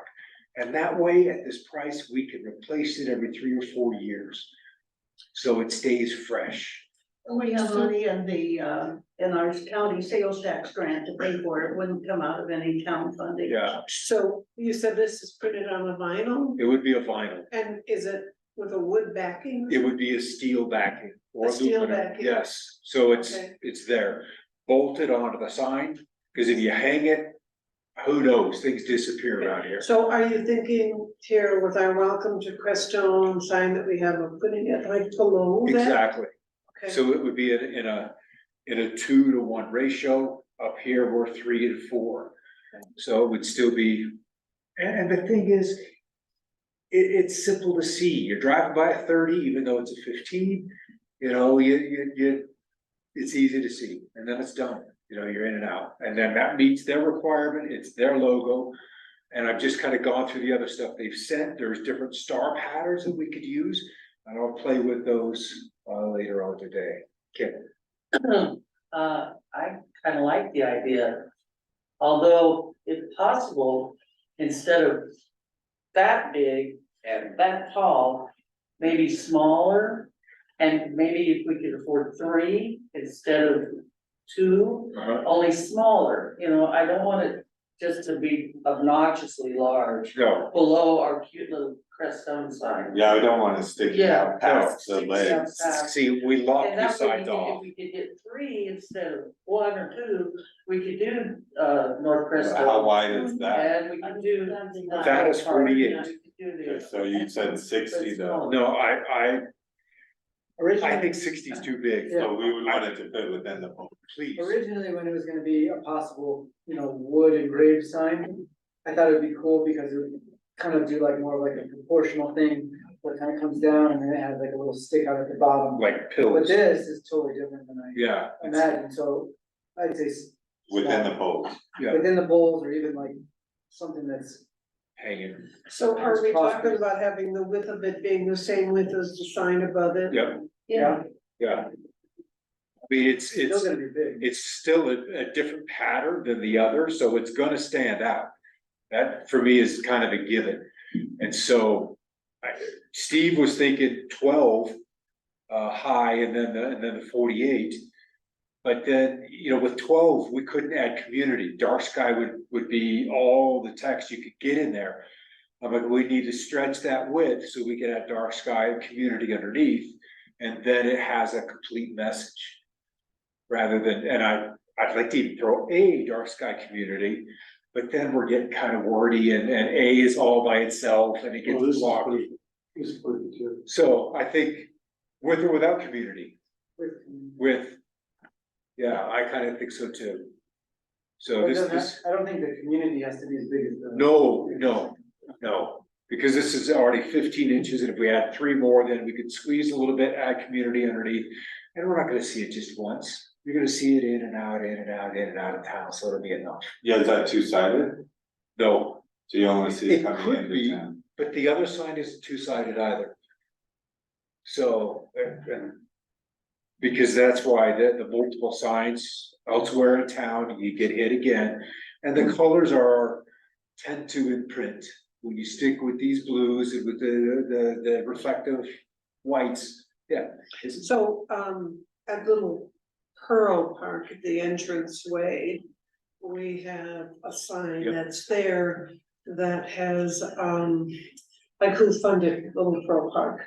So we have, it was funded by DOLA, and then we also have that it was Kim and Nancy Melville, so probably a smaller version of this sign could go on that Little Pearl Park, but it would have to be smaller to go with what the Yeah. other signs are. So, That would be nice. So it'd yeah, be and so appropriate. that would be right there as part of those Little Pearl Park, et cetera, that we have, and then Dark Sky Community. But it would, when you look at it, Scott, you can see that, it would, I it's a agree. smaller sign, but I think this looks great. Yeah, but it's simple, the colors are good, it's their logos, which is what they asked of us. So, and it could be done in 10 days. And our deadline is what? I have to file a report by the end of January, and with that would be included the imagery that it's installed. So we have until the end of January. Has anyone checked posts on the existing signage to make sure that they don't need to be replaced? I think they're fine. We've done the pictures, the site surveys and so forth, so. Yeah, this is a very easy fix, very easy fix, It's a very nice, so. very nice. I just work with what I'm given. Another note, a bit of scientific curiosity, since I'm managing these readings every night, every 3 minutes. That beginning September 21, and maybe you've seen some of Mike Lewinsky's aurora photos. Our skies are so much brighter than they historically have been. I mean, like, by almost a whole order of magnitude, we've lost that darkness. So we were running 21, 5, 6, 7, 8, and now we're 21, 1, 21, 2. And it's odd because 2 nights ago we were cloudy and we were even brighter, which is completely inverted, because usually when we're cloudy, we're darker. So there is something electrically happening in the atmosphere that will be in the write-up when I send to IDA next month.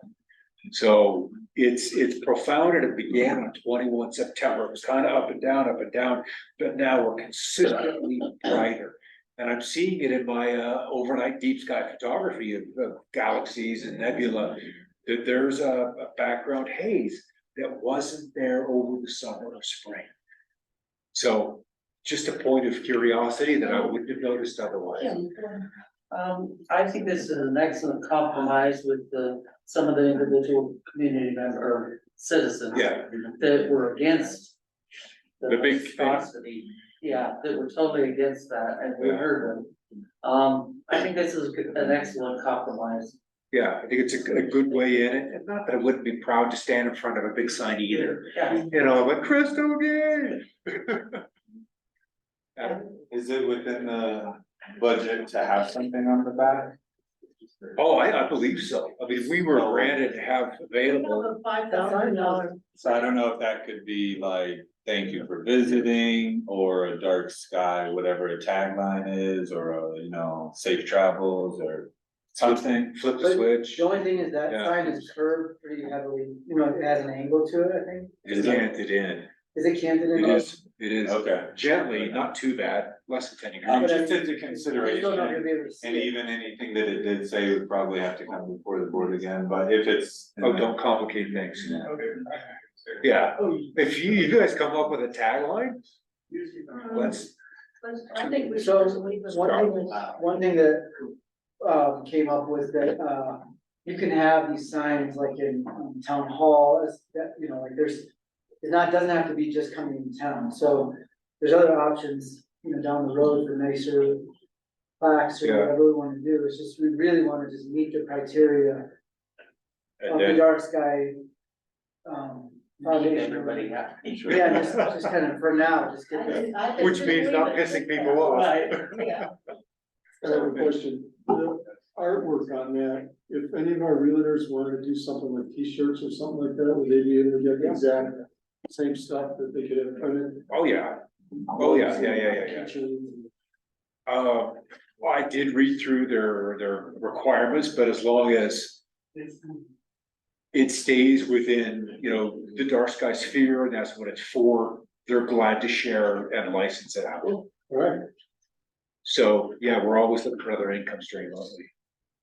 So what do you need from the board today? Some sort of motion to, Steve you had been working with, or at least contacted the printer in Alamosa. And so he's more familiar with that contact, though he's gone for a week, I believe, to Idaho. And, I don't think we need, I don't know what I need. or don't we need direction from, or a motion from the board for you to proceed with what you're? What we're doing. So, one of my questions was, so are we looking at 2 signs now, or are we looking at 3? Maybe 3? If we can. Okay. We have $5,000. How much rates are these signs? I would, if we're going to scale it down for the one in Pearl, I'm going to be completely speculating here, but if we're 6 for the big one, we're probably 2 to 3 for the smaller ones. So we would be in the whole project for right around 1,000. Right around 1,000. And Okay, and I would just like to see included with that, like an installation expense, so that we're covering our public works time for mounting the signs. Mm-hmm.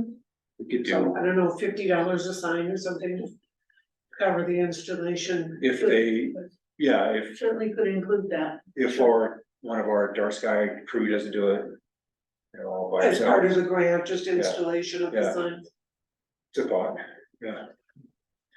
So how much are we, money are we looking at as a? Well, we It's have not our money to, It's county sales tax grant that we're Right. spending, none of no money that is ours. Right, so what we're basically is approving the design. Yeah, Well, I'd like to, if you approve the design, do you wanna wait until the December meeting to do anything about it, or you wanna go with that?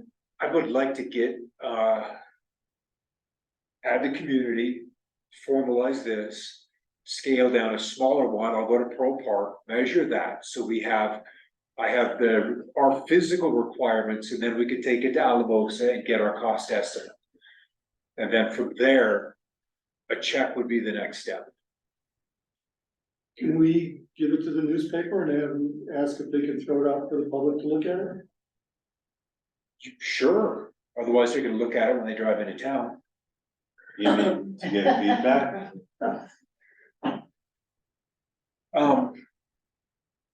Yeah, I mean, if we're like unanimous here, then I would think that that would be kind of where we are with the town and McKizzon, that's just thinking. so we just need to move forward, or we approve moving forward? Decision paralysis. My own feeling is we're not looking at some huge installation, we're looking at a smaller sign that comes underneath. I don't, and it's nothing controversial about the design, it's pretty simple and basic. Yeah, I think it's just well done. I don't see, and we're not talking big money and it's coming out of the grant. I don't see any reason to delay approving the design and letting them move forward. Well, okay. Agreed. So moved. I make a motion that we approve the dark skies design as presented and the size as described by Scott Stevens. Funded by. For what, three? And to approve 3 signs. As long as they stay within their grant budgets. As part of that motion, I request that $50 per sign be included for the cost of installation. and Adam, I will get quotes for quote printing on both sides. So we can look at probably 3 or 4 color or 2 color. You know, what it requires, okay? Is there a second to that motion? Benjamin? More discussion. So I do like the idea of having it also as the backside rather than just having like some blank metal on the back, so whether it's just dark with stars on it or something. Yeah, But I agree that there should be something on the, and you know, like on the town park, you're not really gonna see it. So it could be just dark with little stars on it or something, but I also agree that the backside should be imprinted. printed. Yeah, we got played with outlines of Challenger, with Crestone, with the moon, like another disc here, which would have taken the rounded edges out farther, like one had their logo and then another with the moon. And Don and I sat down yesterday, like, it's too complicated. Let's simplify this, let's, just make it bold so you can see it rather, so we have too many signs, you're like, buy it before you need to realize you gotta look at that thing. Like, shit, I missed that. So just simple and classy, so you wanna put it to the vote? Any more discussion? All in favor signify by saying aye. Aye. Opposed, nay. Thank you, Scott, Thank for you. all your work. Thank you. Yeah, we live in a fascinating place, and the sky at night is so intriguing. So, all right, thank you, guys. Thank you. Thanks, Scott.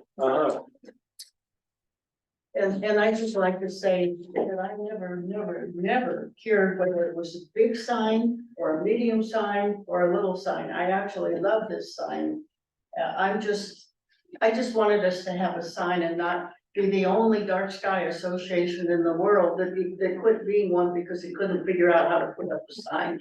That was, So thank you for taking the time for all of this and for helping out to figure out a sign that will work well with our community. So thank you for. I think, as Kim said, I think everybody will like this.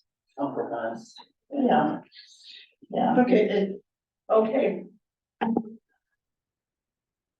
Well, let's see, where are we? H. I had a, Oh, Scott, you had your hand up. now, this is not something that, I had meant to put something. You wanna talk into the microphone?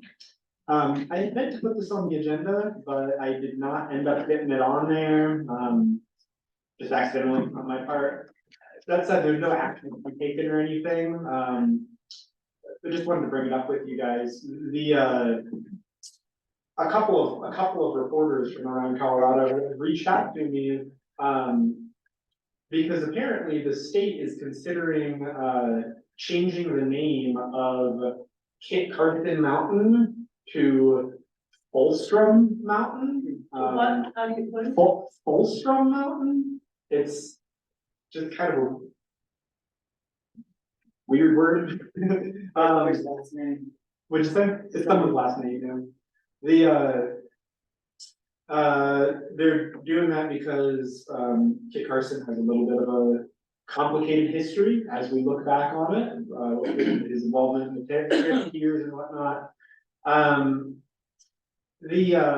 Now Crestone Peak is a feature on Kit Carson Mountain, technically, Challenger.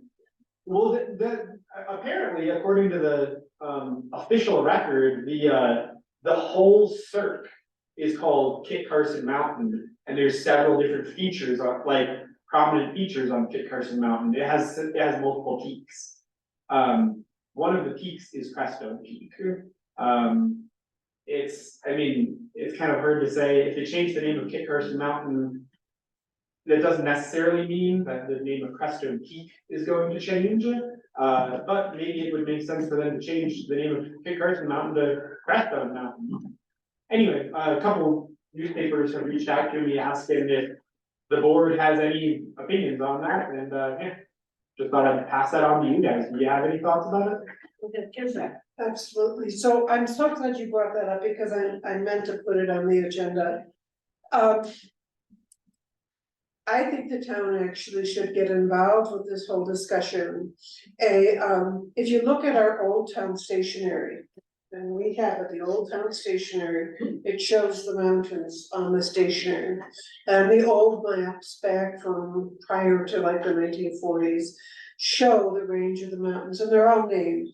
Kit Carson was a minor peak that sits back. If you're out on the T road down by Casino Park, you can see it. It's another flat top mountain. And then we had Crestone Peak, which is the big flat top mountain, and you had the Crestone Needles, plural. There was Needle 1 and there was Needle 2. And that shows on the old maps, it shows on the old town stationery, it shows what the old timers all knew. At some point, the geological survey was sort of redone and they misnamed, where Kit Carson was at, they changed that to what Crestone Peak had been, and they named it Kit Carson. Over time, they realized there was two other peaks on that whole mastiff, that they named Challenger and Columbia. And they had turned the name from Crestone Peak to one of the needles became Crestone Peak, and then the other needle became the Crestone Needle.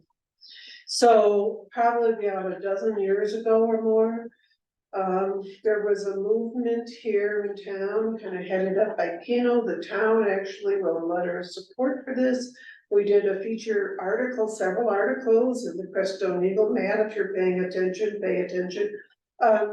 And did an actual a petition to the state to have the name of Crestone Peak restored.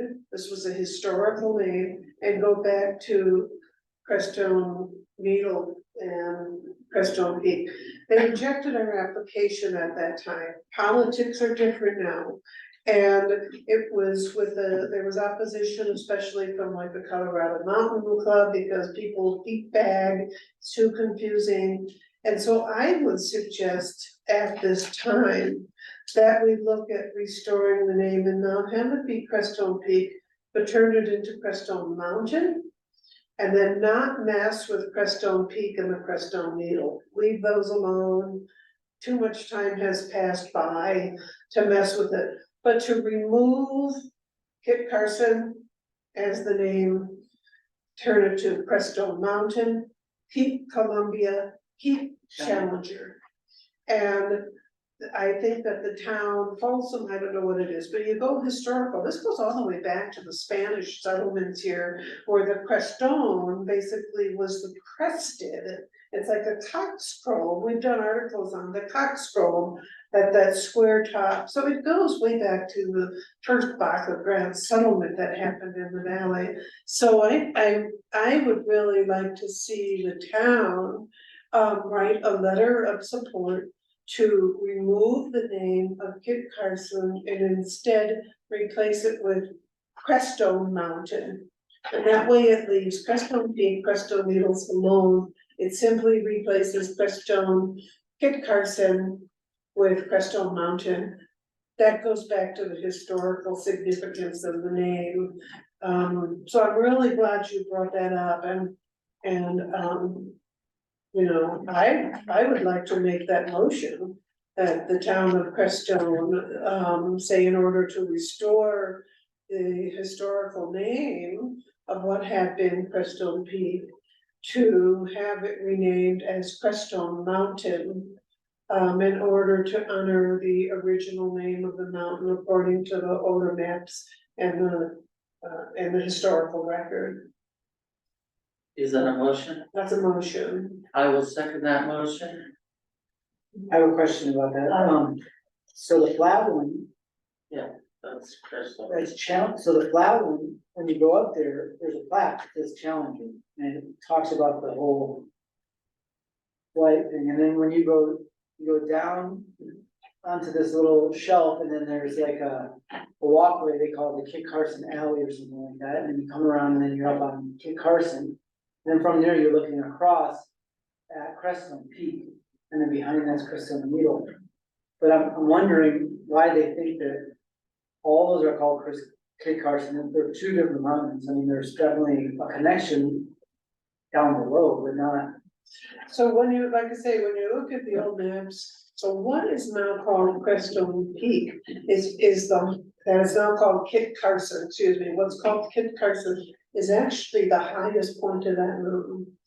And then of that flat top, and then it drops down, and then it's the other one. So I'd have to look at the map to see, we've got three names up there now, Columbia, Kit Carson, and Challenger.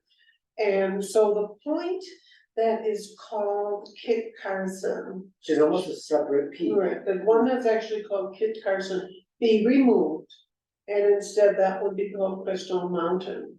That would come into the historical alignment of what we had to talk to the old timers, that's all just Crestone Peak.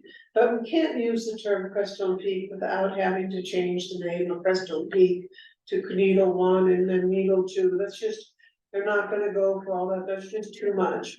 So instead of Crestone Peak, we just call it Crestone Mountain. And that's close enough to what the historical record shows. Just as a point of discussion, I think it would be most efficient if you wrote that letter, or at least composed it. And then maybe let Janet or somebody edit it, just because that's a lot of specific information to try to convey to Scott. If the board supports that name change, I do. Okay, then I will indeed write the letter and I'll go back through with what Matt's help to look at the Crystal Eagle when we did a whole feature on this. And then Keno actually did the whole application process to the naming committee in Colorado. And so it's prime time to finally to get that changed, but I would be willing to put together the document of the historical information. You're the only one, I was just waiting for the board to vote, and assuming it voted to do this, then I was gonna ask you, because no one else is gonna be able to do it like you can. Yeah, I was part of that committee at that time. Okay, so let's see, Let's vote. Further discussion, hearing none, all in favor signify by saying aye. Aye. I think this is great, absolutely.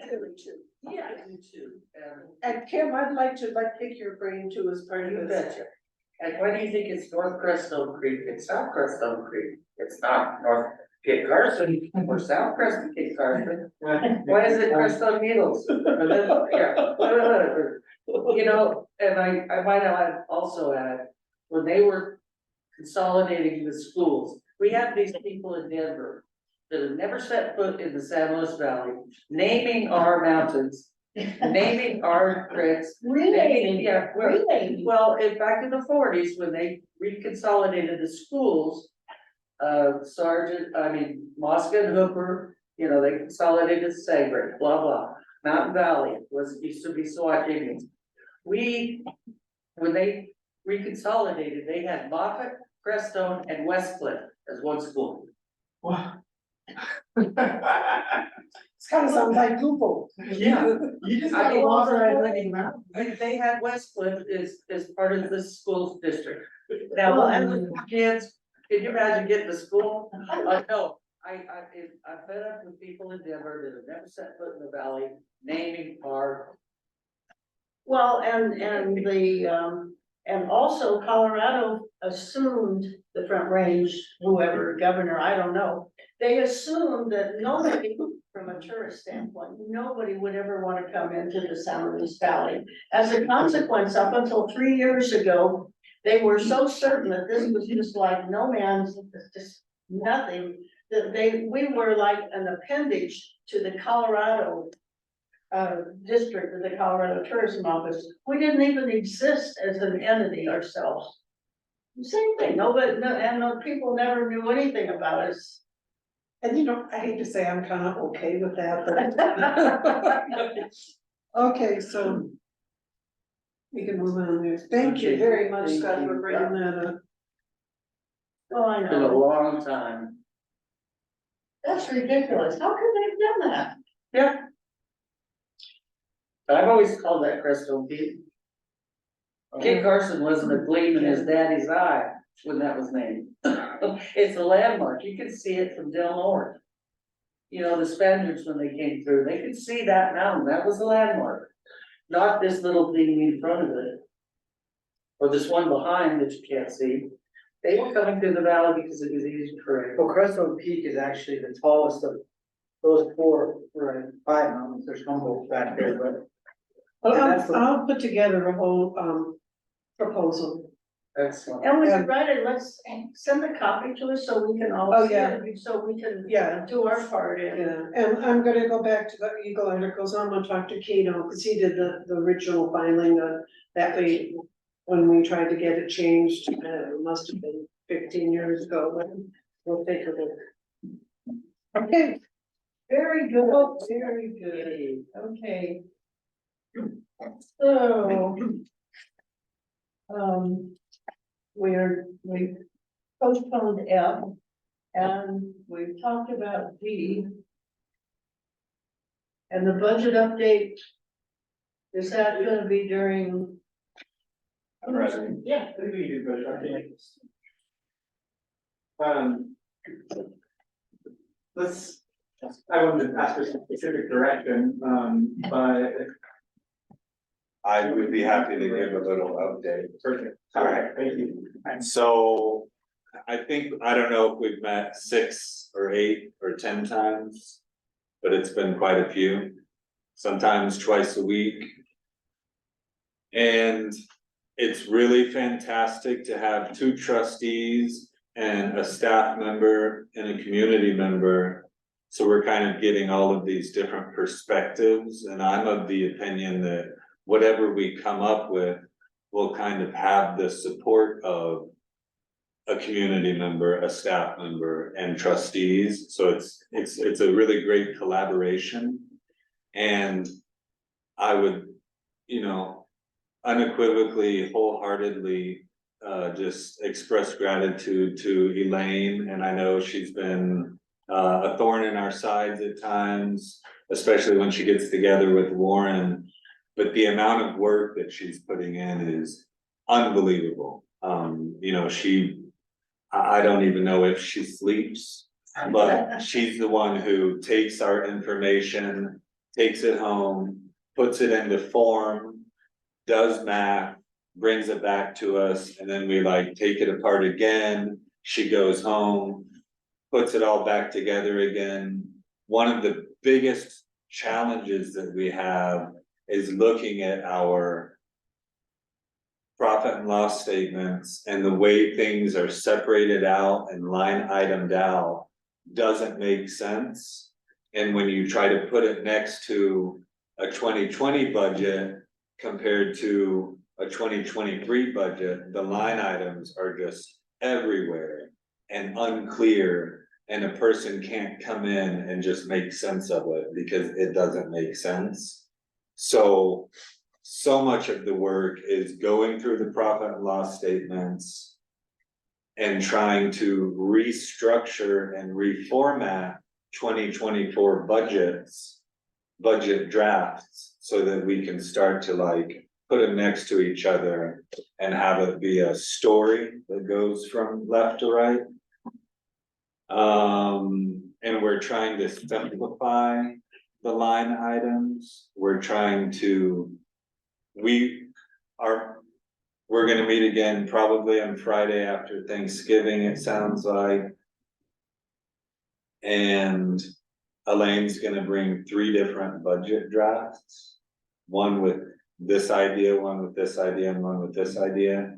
Some of the ideas we're working towards are, like I said, simplifying all of the line items. Right now, what we wanna do is take water and sewer and put it into the general fund budget, because we've got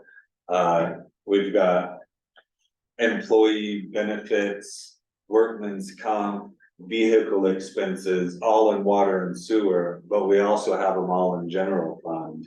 We don't know if there's redundancy. The profit and loss statement, they're not even making any sense. So we're just kind of trying to put everything in a very simple format, which kind of takes us back to 2019, 2010 formats. And so that, again, we could hire a new treasurer and he or she might be able to come in and say, oh, this makes sense, I can work with this. But right now, really nothing makes sense. So we're kind of looking at, most of the work we've been doing is reformatting. Now we're starting to plug in numbers. And as we plug in numbers, we're kind of dealing with this whole sales tax initiative, which is pretty big. I'm sure everybody reads, or some people read Sarah Grimes. It's now in the newspaper. The Eagle has hired a new investigative reporter who's in touch with the Department of Revenue. So I think it's a safe assumption that over the course of the next 6 to 12 months, we may not have any of the online sales tax. In and of itself, that's a huge challenge because whoever is managing that still has to separate in-town online purchases. So it's not gonna completely go away, but it would be playing it safe to assume that 80% of that revenue is gonna go away. So now we start looking at plugging in numbers and what we can afford. I know we're gonna get to enterprise conversation, sales tax conversation. A big thing for y'all to consider now and either offer an opinion on or not is whether or not we're gonna try to put water and sewer and everything all together. But also, as we look at these numbers, they're like kind of trying to keep some focus on things like roads, road maintenance, road supplies, equipment and materials. So that whatever public works department we have, end up having, actually has the capacity to do some of the work. But obviously, so much of it is around subcontractors, attorneys, judges, and staff wages. I could throw out a quick number so you can try to conceptualize how much of a crisis it is. These aren't locked in, but just in looking at this, and I'll try to simplify it. If we did all of our numbers and decreased our proposed online sales tax revenue by a small percentage, we're kind of looking, and say we got rid of doing town hall construction, because we probably can't afford that, then we might be ending up with 184, and if we decrease our attorney expenditures from 54 to 30, all of that, so no town hall construction, paying our attorney less, and decreasing our sales tax revenue by, I think it was like 100,000. We're looking at having $184,000 to pay public works, water, public works assistant, town administrator, bookkeeper, treasurer, code enforcer, and their benefits. And we might have $184,000 to do. And right now, we're probably at $300,000 or $400,000. Not right now, but at the beginning of the year. And then Or is the total 184, total revenue? no, 184 might be what we have left over after operations, after attorney, to pay our staff. Right now, Gretchen and Scott make combined probably 150 to 160. So let me say that again, we might have $184,000 to pay our entire staff.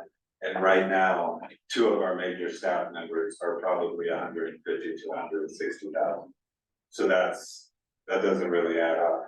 Now, that's 184 semi-optimistically, because if we lose 80% of our online Scott's biting his nails. Oh, yeah, that's whenever we start. If we lose 80% of our online sales tax revenue versus just pretending we decrease it by 50%, then this number is probably gonna be like $100,000, which means $100,000 to pay our entire staff. So that's what we're looking at, and that's if we don't do the town hall construction. And we reduce the attorney. And we reduce the attorney by $24,000. So that's kind of what where we're at. Yeah. And of course, the online sales tax revenue will not go away immediately. But it is possible that we may be held liable to reimburse. I doubt it, but it's on the table. And so, yeah, anyway, that's kind of where we're at, and we're trying to come up with some.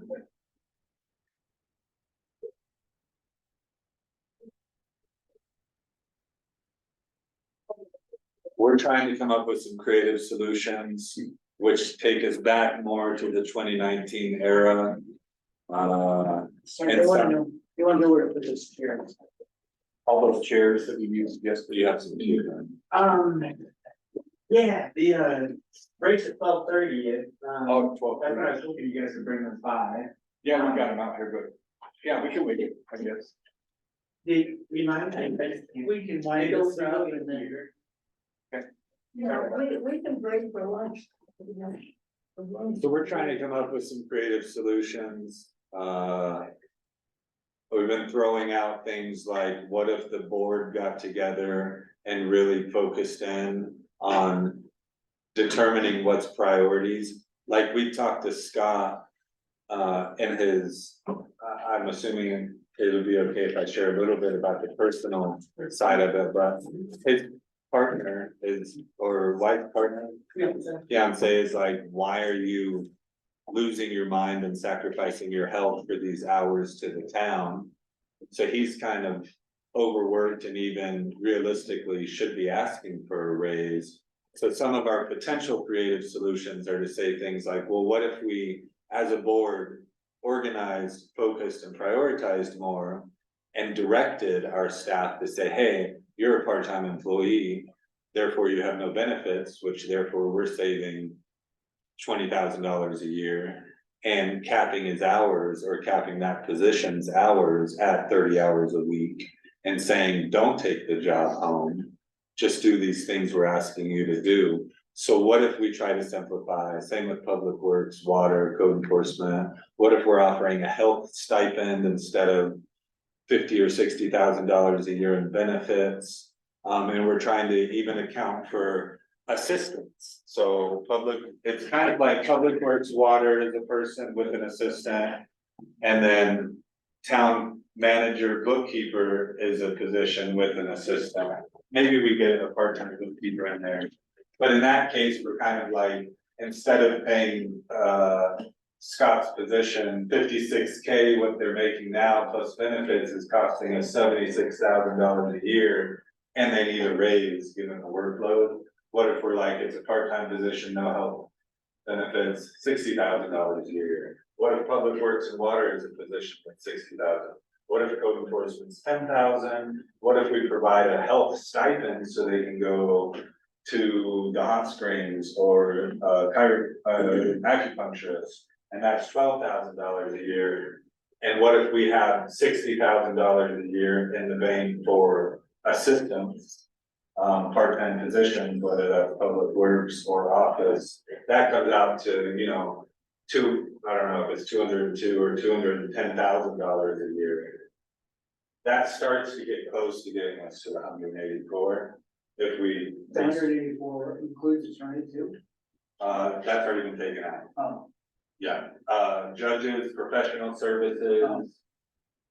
Clerk, I don't even know, election judges, all of that's been taken out and leaving us with the 184. We also could go back into the budget. We exploded the numbers for road base and equipment and supplies because that's been neglected for the however many years. So we will go through the budget again and probably get this up to $220,000 because we're gonna start cutting some costs that we inflated, thinking if everything was great. So we can probably get that up to 200, 220, maybe even more, which kind of helps us here. So then we start facing issues like no town hall construction, me calling the attorney and saying we have to pay you less, and this number will go down with the online sales tax revenue, but it won't be immediate. And we can start getting creative about raising some fees, maybe having some sort of chamber of commerce that increases our business, increases tourism, find other ways to increase our sales tax revenue. That was terrific, Adam. Yes, that sounds great. I'd just like to speak to your ending, because having some sort of business organization is something I've thought we were deficient in for years. I've talked to Benjamin, I've talked to the former owner of the brewery time after time. I talked to different businesses to try to form some sort of chamber of commerce by whatever name, because that's something that we could help. We not necessarily cost us a great deal, but we could champion, and I think that would go a long ways towards the sorts of support that we're not providing now. We need to do that. Totally. For a long time. And also, lastly, I think I've been saying for the last 16 months versus what Elaine's saying, I've been saying we're not going to, none of that accounts for beginning cash balance. So if we start the year with 100,000 or 400,000, I don't even know what it is anymore. What we're doing, even if we spend 240 on all of staff, we're depleting that cash balance. So I've been saying we're not gonna fix it in a year, and maybe this year we might be depleting that by, or last year we might have depleted that by $150,000. I'm just kind of making up numbers here. But if we can start cutting those losses and depleting by 10,000 or 20,000, that again, to me, is a win and gives us a little more time to solidify how we function, how we pay people, and how we create revenue, because we obviously need to create revenue.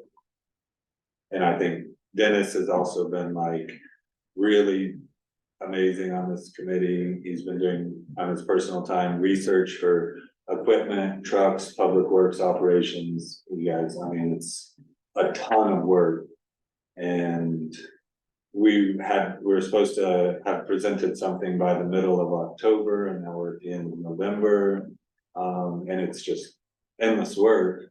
So I think our hope and goal is to present something, I would say within the next 2 weeks, that gives y'all time to look at it, and then we'll have to have probably a special meeting for you to approve a draft. And then we'll have to have a public hearing. None of that's gonna be the regular meeting. But hopefully by mid-December, we'll have a public hearing for the town to come back. They will already have received the draft. Again, if we have the support of Elaine and staff and trustees, hopefully that public hearing will not be very contentious. I'm sure Warren will come in and say, what about the 2020, 21, 22, 23 supplemental budgets? The solution to those is that in order for us to create the 2024 budget, we'll have to have pretty close to projected actuals for 2023. That's pretty much gonna be our 2023 supplemental budget. And when we go back to 2022, which is what we just had audited, to Warren's dismay and how he pointed out that it was garbage in, garbage out, and really it is. I went back and tried to add up numbers for 2022. It's horrendous. And I don't know if that's our treasurer, Leslie, or just the general structure that was applied to budgets. It's horrendous. It doesn't make sense. Explanations don't even make sense. So when we go back to a 2022 supplemental, and I've got Elaine kind of buying in on this idea, we're pretty much gonna have to say, this is what, the audit says this is what was spent. So that's accurate, but how everything was formatted and budgeted is garbage. So we'll have to say, this is what was actually spent, and we'll have to make notes that say, we can't explain why the 2022 budget says this, because we don't, it was an error, it doesn't make sense. And what we'll have to do to the best of our ability for 2022, 21, and 20 is just document what was spent, and that we acknowledge that it doesn't make sense. Not what was spent, but the way the budget is formatted and appropriated. So I think we'll be able to create supplemental budgets. I think 2023 supplemental should be done by the end of the year. Which also is probably a public hearing and feedback, but 22, 21, and 20 probably will go into the spring. It's just so much work. Well, that's a lot of work, and Yeah, thank all you very guys for grateful. putting in that effort. Thank you for that. Yeah. So I, would like to, let's see what we have left, if we can do it very quickly. I did wanna ask for direction on a couple items, or at least, you know, if you're not able to, the board isn't able to provide direction at this time, there are items that I think you should at least think about before the budget is sitting in front of you.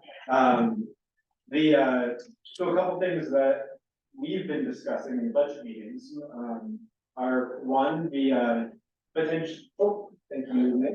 One, potentially combining, the water and sewer budgets. This would result in us, not regaining enterprise status. The downside to doing that is that it potentially could be more difficult to get, like a big loan to replace the water tank, for instance. But I also think that it is realistic with the, you know, the the mechanisms of government, the amount of time things take. I think it's realistic, to spend a year planning that project, and regain enterprise status when it's relevant, and then move forward with it at that time. But right now, having those accounts separate isn't really serving the town, in any way. It's making the accounting more complicated. It's making it more difficult to fund the water and sewer fund, and, it's just not, like Adam said, in the budgeting process, because it's an enterprise fund, we're trying to treat everything like it's its own separate enterprise. But with such a small town and such a small staff, it kind of isn't. I mean, all of the, like Adam said, all of the supplies, the tools, that kind of stuff, not everything, but the majority of it, it's really difficult to break those apart for budgeting purposes because they're almost the same. They share all the equipment. So that is one thing that that we've been discussing, is potentially, letting go of enterprise status for the time being. So that's something that, I'd like to ask for direction on, or if nothing else, I just want the board to think about that, because that is something that we're looking at. How do we get around the policy of the enterprise? It's just, we just need to draft an ordinance. It's a part of the town code that will be an enterprise fund. We can easily change that. So yeah. Adam? So also citizens of the town are gonna put together a ballot initiative for this spring to make it where the town can use the full 0.5% sales tax increase for operations, so that we don't have to set part of it aside for water or for capital. So they will be trying to get that passed. I'm kind of fighting it because I think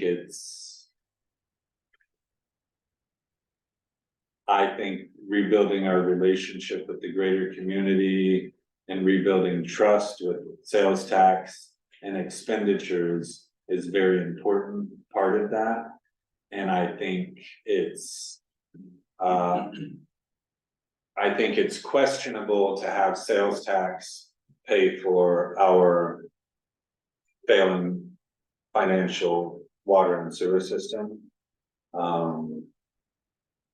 And Elaine says to me, well, what's the difference if it's capital or operations? And I say, well, if it's capital, we can save that money up and probably have $200,000 or $300,000 to put into a water and sewer expansion that's happening in the district.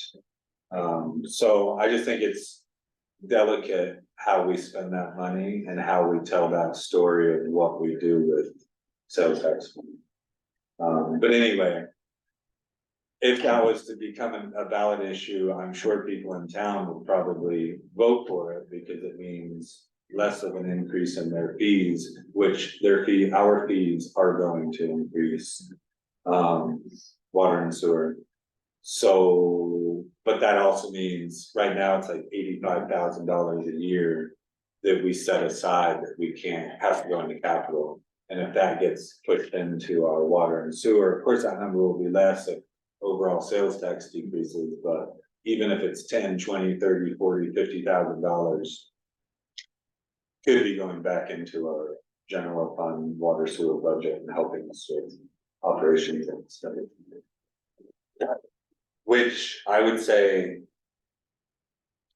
I would definitely say, when I originally supported the 0.5% sales tax increase, I think that was 2018 or 19. That was before we were receiving online sales tax. And I thought to myself and advocated publicly, if we could take a little bit of sales tax money and put it into our water and sewer, I fully supported it. So if we were to lose online sales tax, I would support that again, and I think I think if we're losing $200,000 a year in online sales tax, I feel great about supplementing our operations with the 30,000 that we'll get from 0.5% of brick and mortar. So that could be a really viable kind of counter to losing the online sales tax.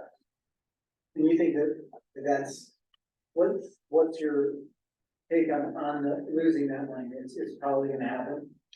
I think that there's a ton of people in the Baca who are happy to pay in to the town. I think it's a little unethical that they don't have a voice or a vote. So if I was to be in charge of everything, I would advocate I currently would advocate for them having a voice. Legally, they can't have a vote, but I think they could have a representative with a, voice sitting at the table. Now, at the same time, like I'm up in Cherry Creek right now, I'm doing this holiday market, and they refer to themselves as a donor community, because Denver is taking sales tax revenue and investing it into underprivileged communities throughout Denver. Whereas Cherry Creek, who's making billions of dollars in sales tax, gets zero money from the town, but all of the sales tax money they're collecting is getting distributed throughout the rest of the community. I just think it's important, valuable, and necessary for communities to invest back into the community. I did the math the other day. There's a rumor going around that the Baca pays $300,000 in sales tax revenue. It's not a real number. It's not accurate. And I think we could back that up. I think it's probably between $180,000 and $200,000.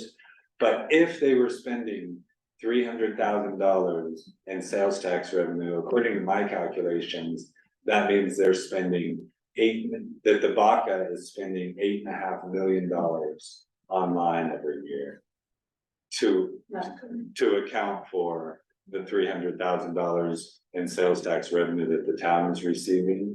So $8.5 million that people in the Baca are spending means they're not spending $8.5 million within their own community. And I think that's what kills communities. So I think, ethically and energetically, people are mad that they have to give a couple of $100s to the town every year out of their pocket for sales tax. But our community will be destroyed with online purchasing and lack of reinvestment back into the community.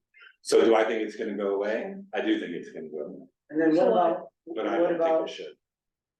what about the deliveries that get brought to like the post office, and what's the percentage of that? Because We can't even break it out right now. Like, they're saying, oh, $300,000 sales tax revenue, but nobody knows what was purchased, and like our treasurer can't say that was bought at this address and that was bought at this address. That's not what's happening.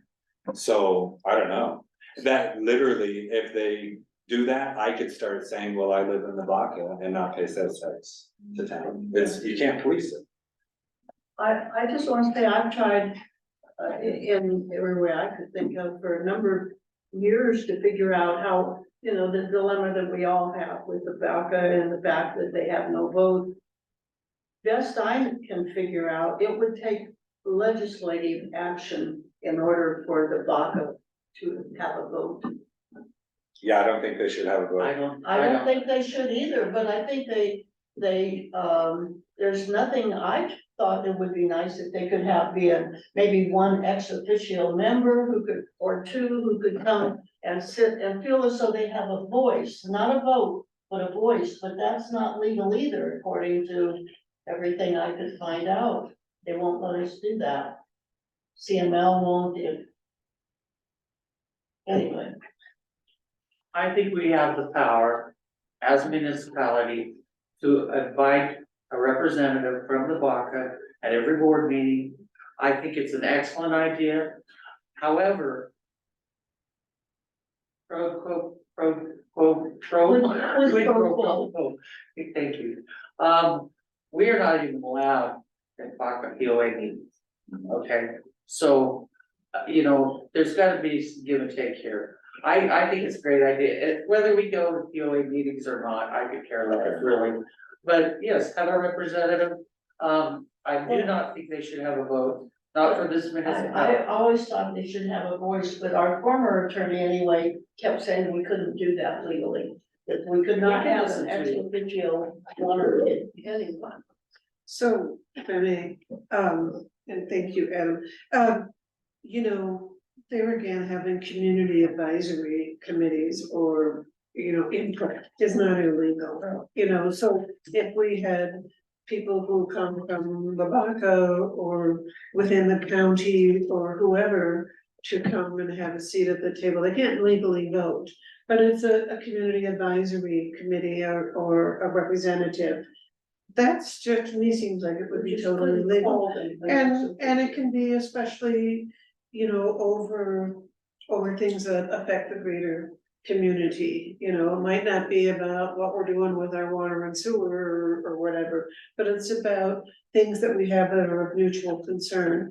I think that's a great, I agree with it, you know, we have, we would love to have that kind of participation, and we have in the past reached out to the bank on several occasions to try to get their input. And maybe this is the trigger to make it happen. And, you know, I think also this community's awareness is really important. As Adam said, there's a lot of people who don't mind paying the sales tax because they know that it goes to the town's operation. I do not think you could find anywhere in this state and probably anywhere in this country, a situation where you have like a town of say 150 people with an outside subdivision of 2,000. It's just, that's just not the way it works. I mean, if you look at Salida and Alamos or any of the towns, you have a main town, which is the main population center or business district. And then you have county properties that are around, you might have Pinion Hill or East Alamosa. You have smaller, more rural or suburban sort of populations that come into town, do their shopping or whatever. To have this kind of an imbalance, I just don't think you can see anything that's comparable to this. We're a very unique situation this way, to where there again, we provide the main business district for such a large population. It's just almost unheard of, and it creates a real impact on our town. And I think there again, part of this is an education to the greater community of the sort of impact that is created. And yes, come have a seat at the table and give us your ideas, but you know, I've mentioned before, if we have 100 kids at the charter school, we're probably like 8% of the population. That means like maybe 8 kids. In the road that we just spent a lot of money going up to the charter school, there's nobody in the town of Crestone that needed that road improved to access their house. So, you know, the charter school was good for the town of Crestone. It brings people in, it helps our business district, all of those sort of things. But there's this real unbalance of an impact that needs to be part of the broader conversation. If we have an event in the park with hundreds of people, it's 2, 3, 4 times the population of the town, and yet the town has the impact that it has to prepare for. And I think if there's a real understanding of how the town is spending that sales tax money, and I think that needs to be said, when we take your sales tax and then we put up porta potties, or we help with this or that, I think that needs to be part of the conversation as well. Okay, so what are we doing with your sales tax money? So it's a much bigger and more complicated discussion than you find in most towns when you're just such a minority of the population. So, you know, I hope that as we move forward, But the greater community is, we're sort of involved, with taking their needs and their input into our decision making. And Yeah, I agree, and I guess I don't know if it's gonna go away, and if it doesn't. That just means we have some money that we can do something good with. So in other words, we just budget accordingly. I think we should budget. It's gonna be tested. That's gonna go. Okay, for sure.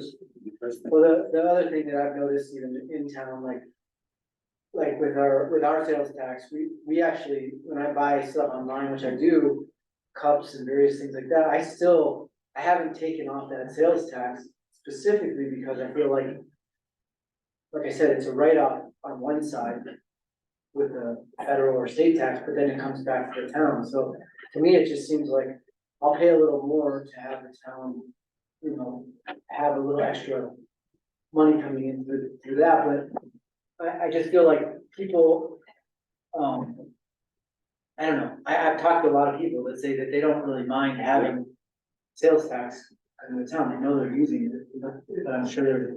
yeah, and if I may, before we lunch break here, almost there, when you look at the greater economics, and this is something that it's not just happening to Crestone.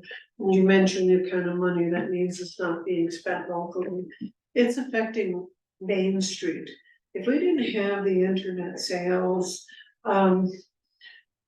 our downtown district might have a clothing store, we might have a shoe store, we might have a sporting goods store, we might have a hardware store that's open on, you know, full 6 days a week. Main streets everywhere would have much more of those sorts of shops that now we just have those purchases come in via UPS. And so you see a lot of towns, you know, you walk down the street and you don't see those old mom and pop stores. You see like tourist shops, you know, tourist knickknacks and stuff, rather than those sort of bread and butter sort of stores. So Main Street everywhere is affected. And right now we look, besides the internet taking away what should be more shops, we also have people going to Alamos or Salina and going to Walmart. And so all that sales tax goes to other towns instead of being spent locally. And so it really does affect us here with the sales tax that we're not getting in our Main Street. And you know, we're all guilty. I buy things online because it's not available. So this is the discussion that should go on and needs to go on, and maybe in a special meeting or work session. But right now it's 12:30, we have to we're gonna adjourn right now and reconvene.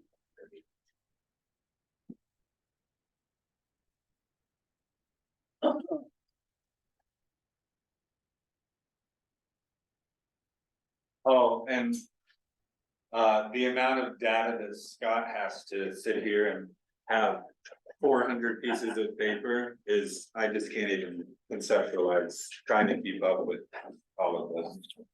Like, Continue the meeting, the time is now 1:32, and our attorney has joined us. And we'll proceed directly to the attorney's report before we return to the last several items under action. Scott? Oh, one quick note, we have had a relatively short agenda and we've moved pretty quickly through it this morning. I do have a little bit of a family emergency going on. I do have a little bit of a family emergency going on, and if we don't have a whole lot left to hit today. If we could try to move quickly and finish by 3, that would help me out a lot. Okay, let's make that our plan. Okay, over to Seth. are you recording? Yeah.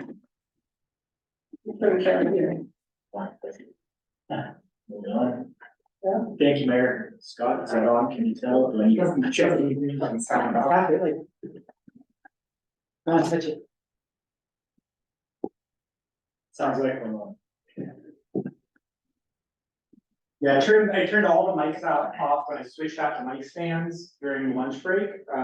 So just make sure your mic is turned back on. Okay, thank you, board. I'll start off with a few reports, some questions and some reminders. My first request is some guidance related to the 1041 draft ordinance resolution and then possibly the rules and regulations. Once again, I don't think there's a huge rush to do that, but I don't want to forget about it. It's something that I think is important. I think the board feels is important. With everything going on right now, I guess my request would be to schedule a public hearing for January to do so. We have to have a public hearing to adopt the the ordinance, right? Now it's a draft ordinance.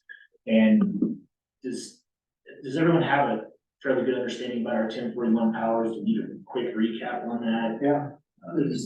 So That's I guess what I would say, if I can be as quick as possible, is a 3-part setting. We're gonna have a draft ordinance that we can look to adopt, the draft resolution, adopting that ordinance, and then rules and regulations, so 3 parts. We've been working with SLB cog. They have come up with basically an ordinance and a resolution. And what we're trying to do is gain some local control over areas of state interest, specifically in this case, the export of water out of the San Luis Valley. I think we're in fairly good agreement with our resolution and our ordinance. Where things are getting a little sticky are the rules and regulations. What the town could be responsible for in the end and how to make that occur. I do not like how the current rules and regulations through COG are written. I think the burden could be possibly put on the town. Yeah. Specifically, our clerk, our administrator right now. I would like to see some way that we're working toward where the town is not responsible for all of the towns, and they have a seat at a table or a board that is holding that hearing. I think a nightmare for the town would be our clerk having to have a hearing that involves testimony by hydrologists, agronomists, even economists. Just the time, the energy, the physical cost for the town could be enormous. I don't think that's where this should head. So the rules and regulations definitely need modified. We're working on that still. But to adopt the ordinance, we have to set a public hearing at least 30 days out and publish notice of that. So I guess I would ask the board to set a public hearing. I don't know if we would like to have that during our general session in January. I've attended about a half a dozen of these, and at the most, we've had 2 or 3 questions. So they've actually been fairly quick. It's one of the steps we develop that draft resolution. So we're looking at the one issue is that we're all joining together. Counties, municipalities, our entire region to protect our aquifer from outside, anyone outside. It's a regional. Possible export of water, yes. I Possible believe that export most of the water. counties have signed up for the draft resolution and ordinance. The rules and regulations, I don't know if they've been adopted by anyone yet. They're still kind of in this formation, and who's actually taking the lead on that. I kind of anticipate that a board will be formed and the towns could have representatives be on that board, but I can't even see Alamosa County having one of these hearings, being able to run one properly, to fund it, to make the findings and have it not achieved. Much less us. Any rule or order that comes out of that would be appealable. So you do have to have a record. It could be a 106 appeal.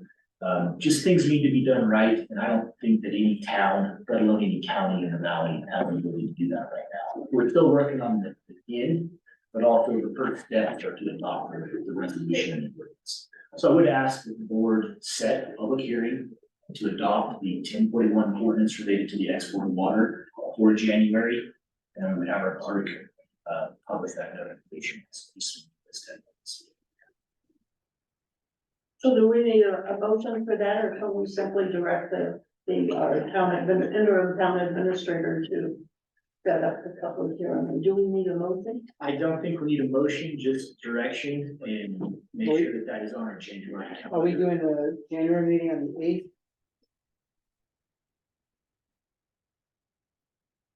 Yeah. I would say we should do it on that day, because then it's, it always seems like this time of day, yeah, we have a lot of stuff left on our agenda, but, the attorney's report tends to be quick, so we can usually get through the attorney's report and then do a public hearing right after that. Would like to set up for the afternoon of the eighth. Right. That's what I would say. Then there will also be a flood cost for publication notice. Can we do that on the same day as our Yeah, town meeting? That's what I said. Yeah. So shall we direct, ask Scott to set that up? My next point is just a reminder, regrettably, trustee Stephen Hume, I believe we accepted his resignation last month. And we have 60 days by statute to make that appointment for that position before we have to declare an election for the open seat. So if I'm reading the calendar right, our last hearing was the 9th.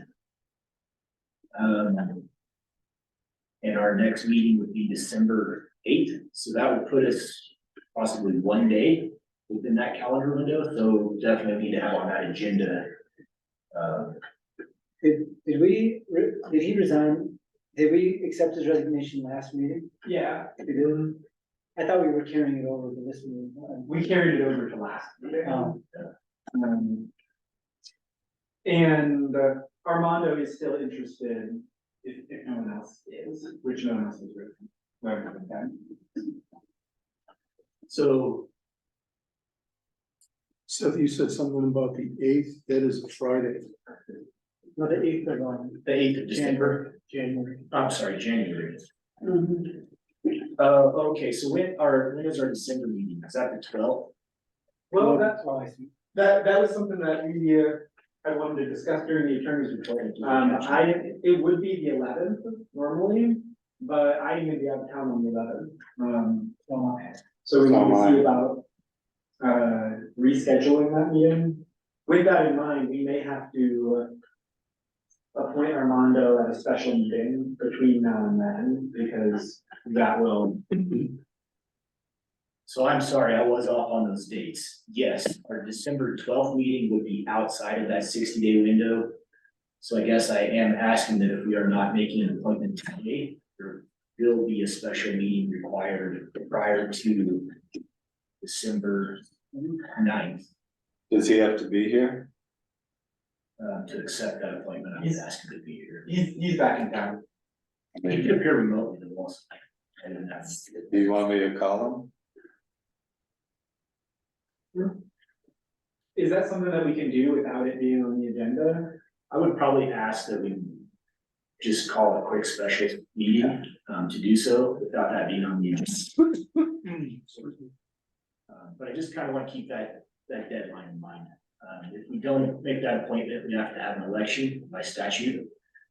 Time, cost, physical cost, financial costs, let's use our power if we can, make that, especially if we have some. So back up real quickly, the 11th is not a board meeting anymore? Well, that's something that is, up for discussion. I won't be in town on the 11th. This would be a good time to do that.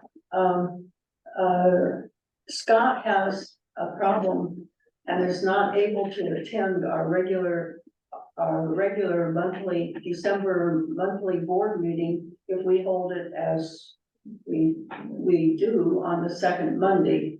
So a question for you is that something we can change? We generally adhere to the requirement to meet on the second Monday of every month, and everybody understands that, but he has a situation that he does have to be not present on that day, so can we appropriately reschedule that meeting? Yes, you can. So we could reschedule it in order to fall within our available time. What were your dates? We didn't really talk about. I think that we should put on the 18th, which is the following Monday. We could do it on the 4th, which is the Monday before. And you can do that. Oh, we're not going to this way. Oh.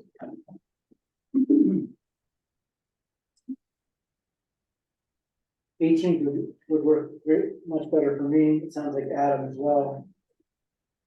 So I'm gone on the 18th. I have a doctor's appointment. So I can't do that. I could do the 4th. Or I could just have an excused absence. And it doesn't have to be on Monday either, we could do it on the 19th. What about your availability, Seth? Well, I'm looking at the 18th now, and I do think that I can make that work. If we're to hold it on Monday.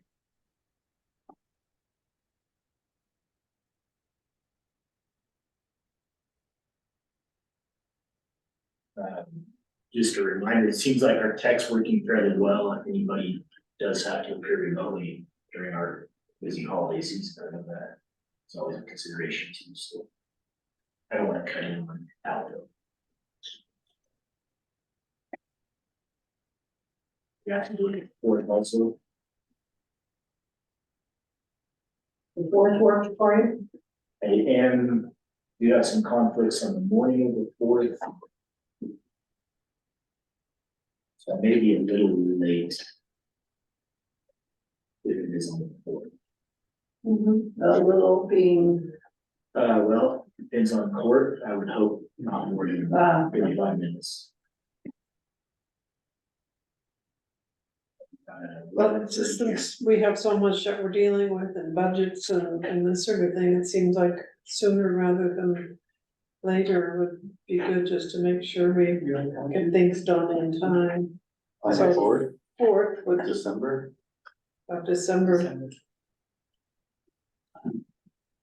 If we get into the holidays and then it gets crazy with people being gone. I think both these guys are gonna be going at the same I'm gonna be time. gone on the 4th. And the 11th. Again, I could do the excused absence. meet when? I could do the excused absence if it's on the 4th and 11th, or I could possibly Zoom in. Not too good. I mean, just to listen. What about the 5th? That That would work doesn't for work for me, you? and I may actually even be traveling on the 4th, now that I'm really looking at it. I will be getting back to town on the 11th, so we could do it on, we do it on Wednesday, 15th. I like, The day I love the 13th, You like what? the 13th. Wednesday, the 13th, I could do that. That could work. I feel like maybe the squeaky wheel with 13. Can you zoom in? If possible, I think that I do have one afternoon meeting, possibly at 1:30. So that may be just a little late also. I think that can be fine.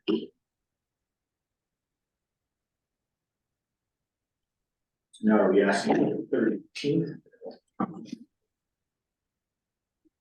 I won't hear that. That's fine. So the regular board meeting for December, we're gonna make a motion to move that to the 13th. We'll have to do our notice of the board So, meeting, so but you would be late on the 13th? yes. What about the 14th? 14th work? 14th actually works for me. Scott, does the Yep. 14th Oh, yeah. work? Mhm. Yeah.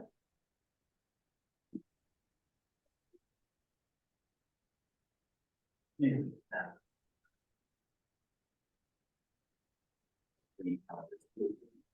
We're also scheduling a public hearing for the budget today.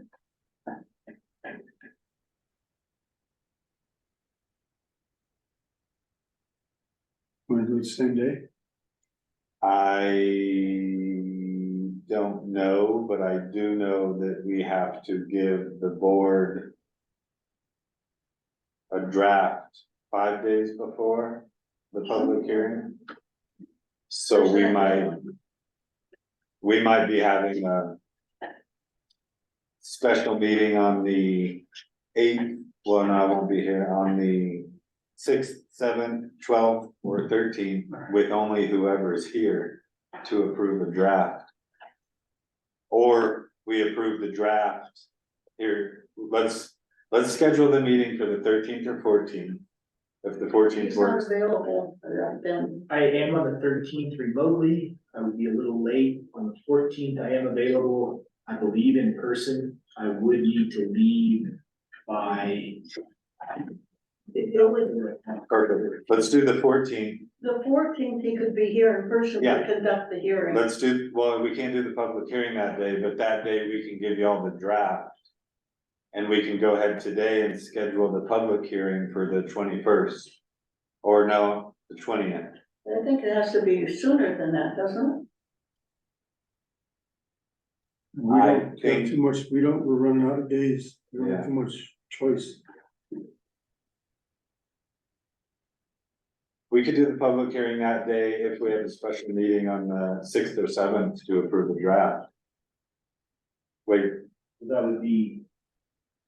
From the budget committee. yeah.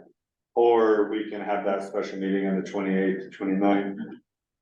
I don't know that there's, it would be nice for the board to have the draft, no doubt. I don't know if there's a statutory requirement that, the draft be given to the board 5 days ahead of time. It's, the community has to have, the public hearing 5 days before it's passed. Well, with the sales tax issues or whatever, it would be nice to have Seth here in person rather than Zoom. Okay, so if we're talking about scheduling our regular meeting on the 14th of December, we could also do the public hearing for the budget. And that gives us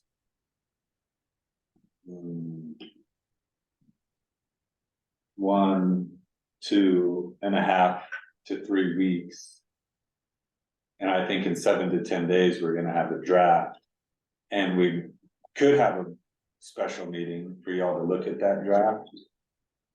At like the end of November or beginning of December, or we can just put it out, but I would prefer to have a special meeting. It could be quick.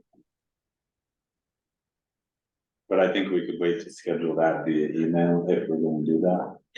So if we need to have publication and all that, if we do it right at the very beginning of December, you need to, or you're talking about just a work session for us or public meeting? I would say today, we could schedule the public hearing for December 14th and put it in the paper and give notice. And then at least a week before that, we're gonna have a draft Okay. for the public. But it would be nice to have a special meeting with the board to look at that. Yeah. So we'll see if we can accomplish that. Yeah. So it would be a little leery of publishing the notice of budget until we have the draft. You can't, What I'm saying, you're saying you can't post the public hearing until you have the draft? and part of the posting is saying that the draft is on file for review. Okay, but it's not gonna start till December 1st. No, I'm just saying, keep Okay. that in mind. Great, got it, first, okay, so that means by December 1st, we have to have a draft on file. And be, yeah, then we need to also look at our publication calendar for the newspaper. Make sure they get that publication. So we're We meeting, should be able to. we're meeting Friday. We're meeting Friday. What time are we meeting on Friday? 9 o'clock, So the December meeting is moved to the 14th. and it's a public hearing. Or there's a public, So would the public hearing be then in the afternoon when the attorney's here? whenever he wants. He said he has to leave by 4. Yes. So let's set that at 1 o'clock. 1:30 is when you start, or 1? Either way. Yeah, let's do 1 o'clock. If If we that's could, okay. we could try to keep the agenda as light as possible. Going into that meeting on the 14th would be, Mhm. helpful. Scott, is there anything else that might hold up getting information to Elaine?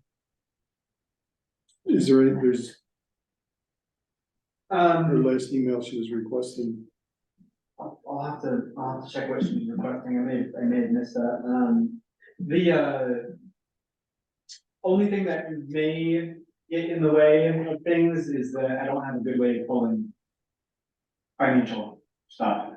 And Elaine said she would come in and help, she knows QuickBooks. If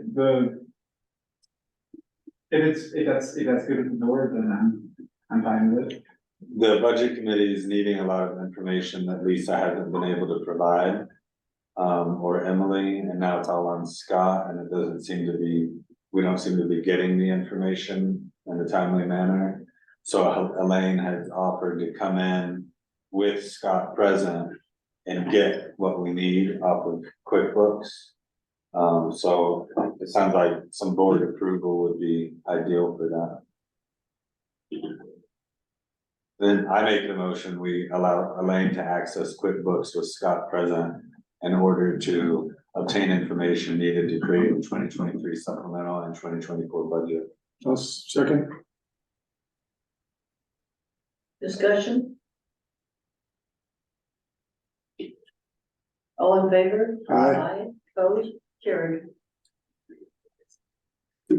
My next point was that at last month's meeting, we had some discussion about specific education or training qualifications for town clerk.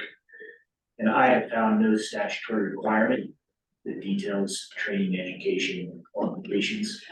I would just like to note that our current clerk is attending ongoing training through Colorado Municipal League, and I believe through CERTA also, Colorado Intergovernmental Risk Sharing Agency, which we're part of. And he is apparently trying to gain that education, that experience. So I hope that answers that question that was asked in the last meeting. The next point that was brought up dealt with the road maintenance IGA, with the Saguache County. I've had some very brief discussion with Scott, and even some going on today. I have reviewed that IGA that we have. That's an IGA from 2010.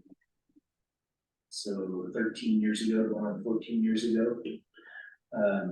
Scott clarified, and I might ask him to do a little more digging, but it seems that payments are still being made to the county.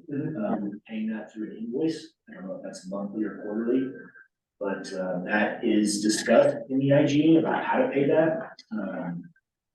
When the IGA was signed, the town is paying 28% of 1.5 of the HUTF funds they are receiving.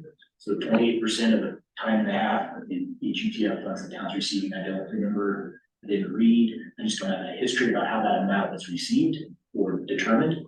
That's the payment. I don't know if that's the ongoing payment, if that has ever been modified or adjusted. IGA does have some language about meeting.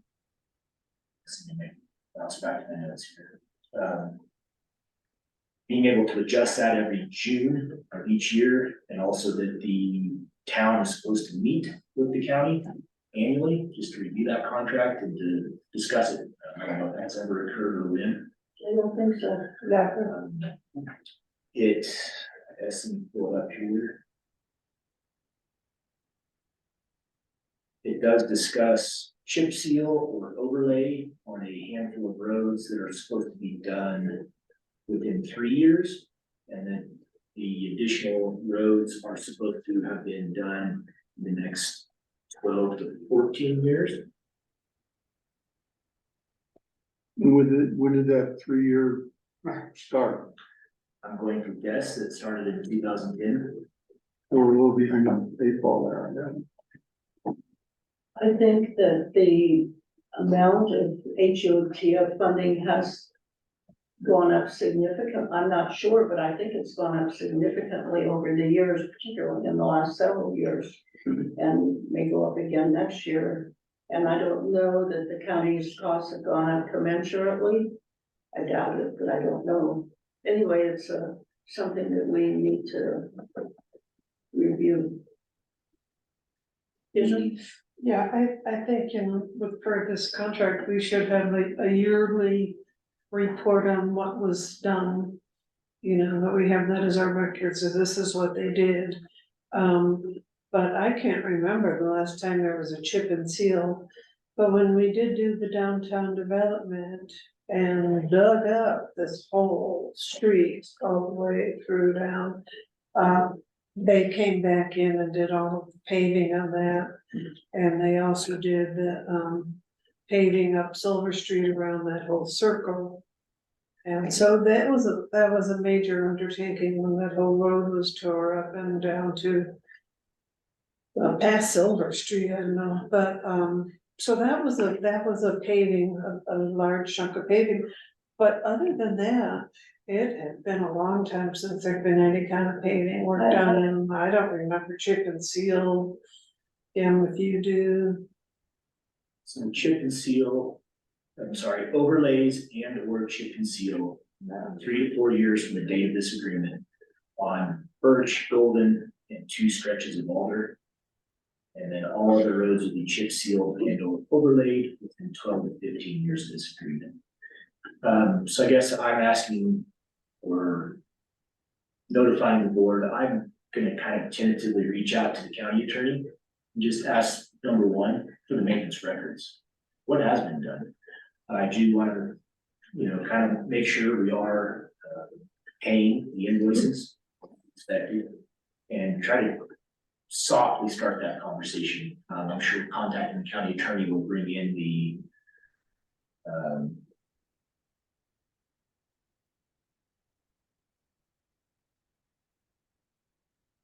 contact individual who's not listed as a title. Sorry. It's by, Randy or Donna. But one thing I think the board is looking for is just kind of starting, where are we at? Can we be expecting anything that we just fallen off the radar, try to get back on this maintenance structure? A few things I did want to point out that county records of maintenance will be requested, that's specifically laid out in there. Address your question, trustee. There's a question about stop signs, and they are specifically mentioned that they are to be maintained and installed as per the county road and bridging person. So we'll just have that discussion with them. There was a question about road striping, and I hate to say that that's not specifically defined in here, but I guess once again, a question regarding road maintenance, is that? And stop signs. Yeah, well, he said stop sign. How we go about getting He said stop that. signs when we need them. He said that. So if you wanted to, It may be silent about stop signs, but we're not certain. We want to have at least 1 or 2 more stop signs. yes, and I'm sorry, stop signs were specifically called out. I didn't highlight it for 1 second.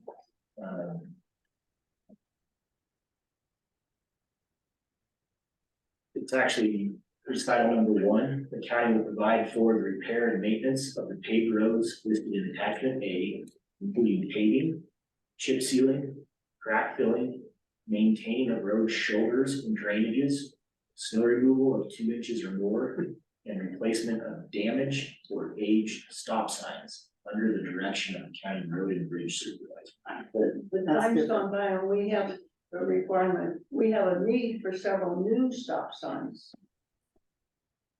And that's part of the discussion. It doesn't detail the difference between replacement or new stop signs.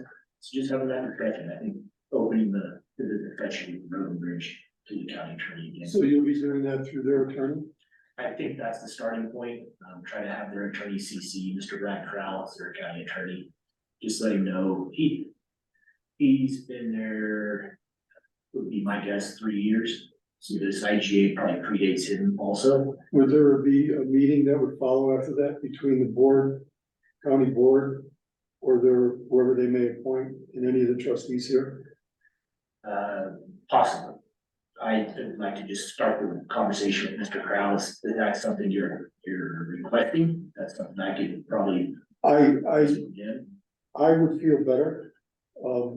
Actually, I feel better in all cases if a trustee was involved in hearing firsthand, so they could get their take on it and bring it back to the board. I mean, not that you don't do that yourself, but it just gives another dimension of support for myself anyway. So, and that may be step 2, which it might be one way to say it. If I'm working with Mr. Crowell, and I would say, I would like our trustees, would like to be involved in this process. Can we set up a meeting with a trustee and you or your road bridge supervisor. Just That would be great, trustee or two. Okay. What does it say about like, extensions or anything like that as far as, putting in new concrete? And anything like So that? it says that there is an annual review. To be reviewed on an annual basis, in the event that such parties desire and agree to add roads and public access to the town community.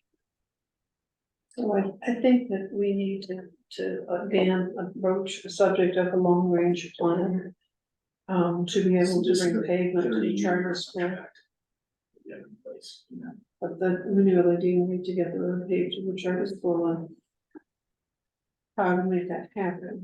I mentioned it to, Tom McCracken, and he said that usually what they do is they discount it for municipalities, but it's still, he said that the price was about $300,000 per mile, is what they said.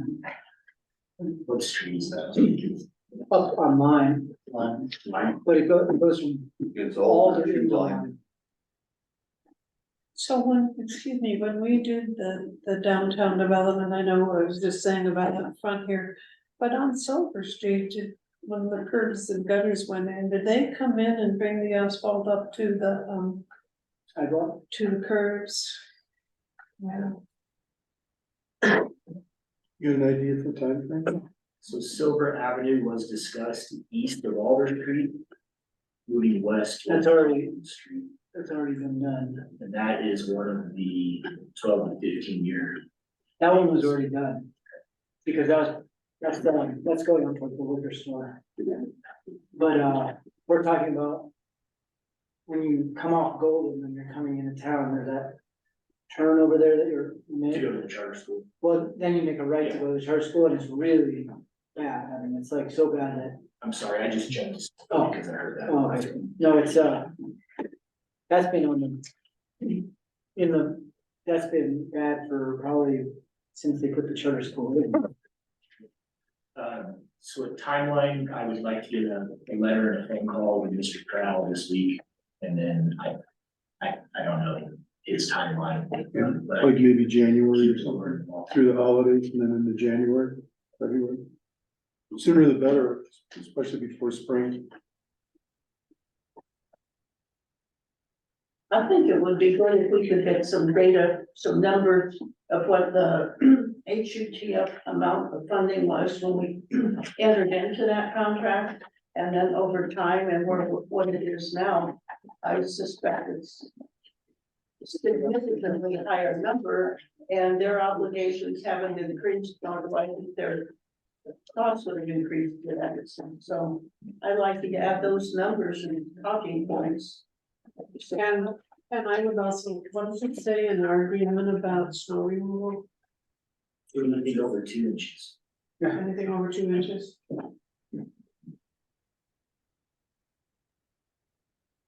On those specifically named streets. Have you guys ever seen the county come here for snow removal? Yeah. Yes, they do come up and all like that, but just give it a little bit. On this, when they come up in sand, they're using a different type of aggregate. It's not just pure sand, it has big rocks in it. So then we gotta tell them to come up, which they charge us for, with their street sweeper to come and clean the roads up. Cause we can't use ours, cause with our brush, you hit a rock like that and it's like shooting a gun out. So we can't use that. So we got it pulled in, and then on road cuts, we gotta pay for that. If somebody crosses the street, you figure that'd be built in, but we pay for that also. That should be in the maintenance. And they will not bring their striping machine in. They stop right at the town line. And they in there, even though I've talked to them many times that we need stripes. They won't do it. So Adam? I think that we talked a lot about committees. You keep bringing it up. And so, for example, if somebody said, oh, Lime Street doesn't work very well because of the dirt. and the roughness and this and that, we might form a committee. That would have a citizen, a parent of the school, an employee of the school, a trustee.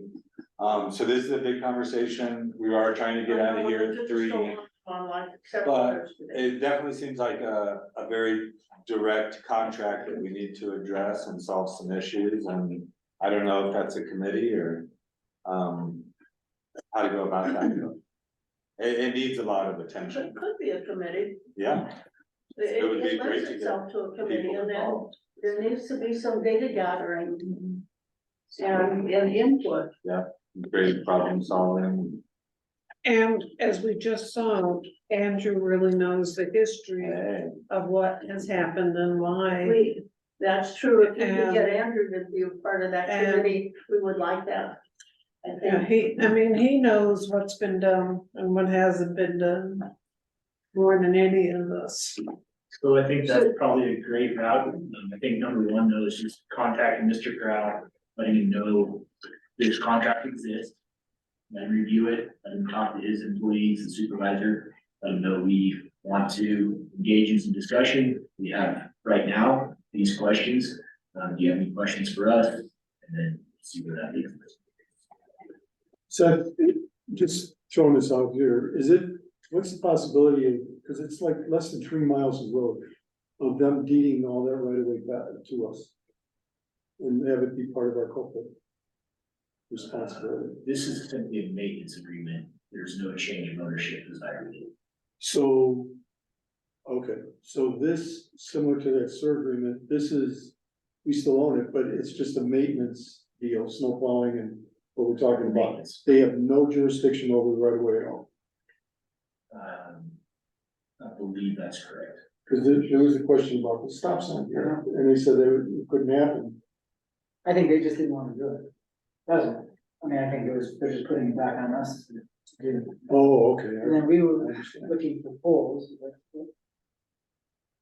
Stop sign, we already have a stop sign?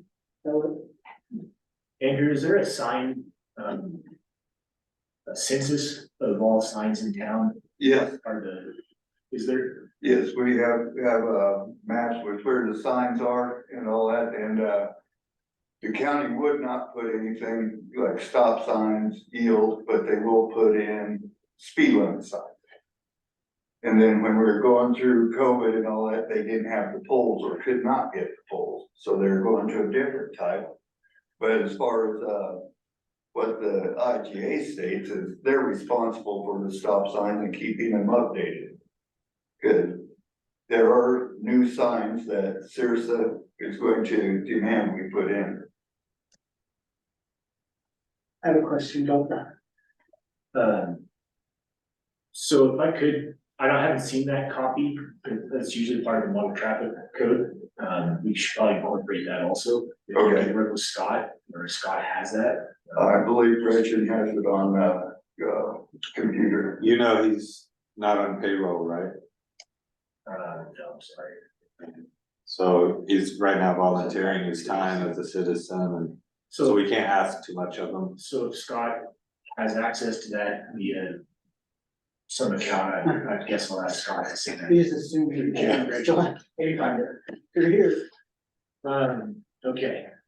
I have a question. Do they supplement those HUD funds? Like, is it something that's like they're keeping track, like, okay, you only paid this amount, so we're only gonna do this amount of work, or is there like some kind of I don't, supplementation that's supposed to happen because we're supposed inside the county? I know it doesn't really. so through this agreement, no, I don't see that. The highway user tax funds come from the state. Right. And it seems to me like we are trying to leverage the funding we get from the state to have the county do maintenance.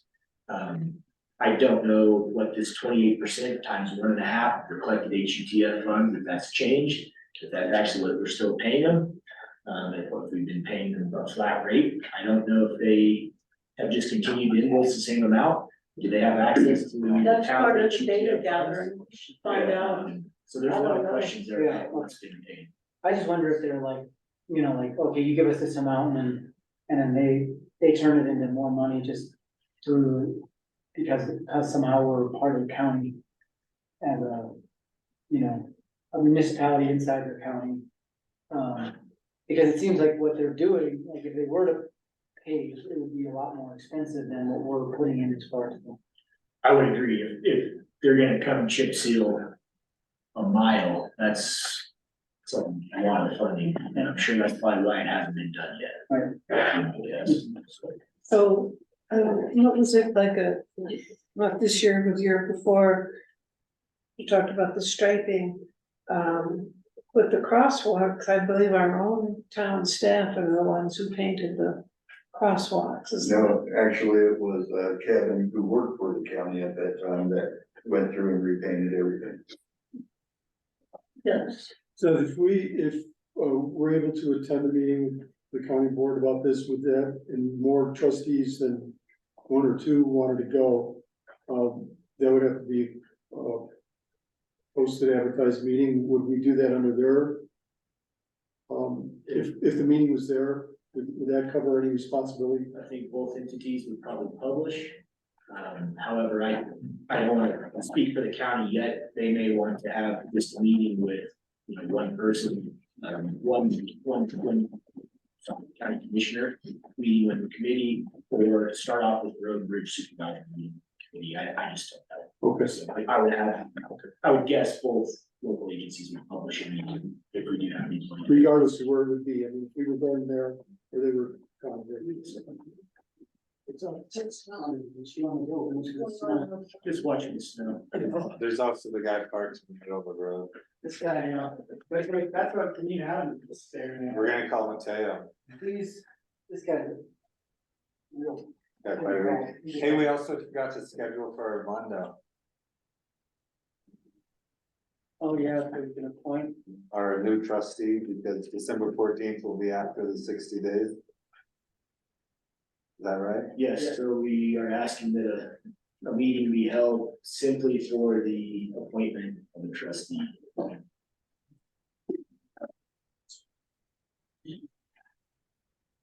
You guys wanna do that, like, That can be done Next week? early. I like next week. maybe, Tuesday the 28th? Yeah, let's give that a shot.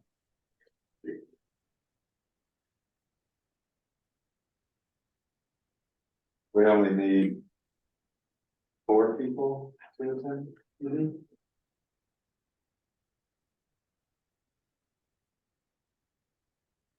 Do you have a time for that? What works with people? Do you need to swear him The mayor can do that also. in? Okay, then Pro Tim. we should check on the window, right? Is there any reason why not should take action today?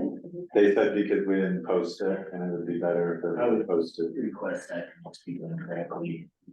Be on the agenda. That isn't.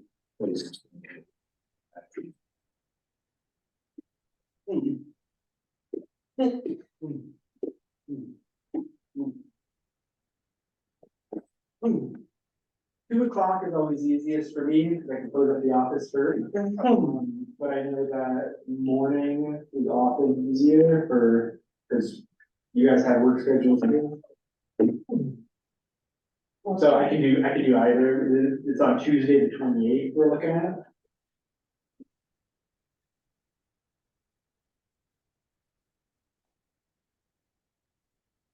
Yeah, just let me know when. What do you think? Tuesday is weekend.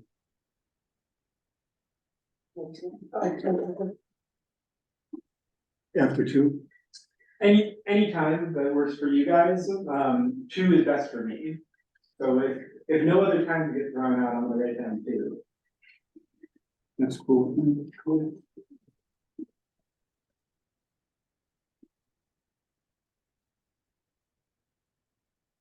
So what time? 2 o'clock. Okay, let me clarify. So Friday at 9 o'clock, we're gonna discuss the budget review, is that correct? Oh, that's just the budget. Right. review, yeah. And then we're gonna appoint Armando is a write-in. Hey, Tuesday. hang on just a second. Let me quit this meeting. And I think he was trying to talk to someone else. So we'll appoint Armando Tuesday, the 28th of November at 2 o'clock. Be a special We meeting. changed our December meeting to Thursday, the 14th, and then we'll have the public hearing at 1 o'clock regarding the budget. Is that correct? So far? I think so, yes. Okay, and January 8th is our regular meeting. And afternoon, the public hearing. Okay, so long as I got my notes correct. January, no. Yeah, for the public hearing, and we're gonna leave. Friday, I don't have any month. The review. I'm gonna try to. 9 o'clock. No. Oh, that's all I should. That was, yeah. December, I just have all these dates. I may or may not be there. Wanted to make sure we're out of whack there. And Irina, just FYI on the 14th, December 14th, I'm gonna have to try and reschedule a meeting I already did. So I may, or depending on what I can Okay, do. well, just however it works out. Yeah, okay. Moving on. Yeah. My next question, I was here last Friday, this will blend into another topic, but, had some discussion with our town staff, and it's just definitely concerning and questioning what's going on with our staff. We've got our part-time maintenance guys that seem to be volunteering. Incredibly, we lost our treasurer earlier this month. So if the board has any questions or recommendations, how to get that staff, how to get those good, educated people and keep them. I mean, that's kind of the support for the board. The board makes decisions, but they need the information from staff members and need those people, so you're not the ones doing all the work. You need to be able to hire and be able to trust those people. I know that's always tough, but just a question out there. I know our clerks are a lot right now. So I appreciate that. Answers intermingled with some budget issues that we're dealing with right now also.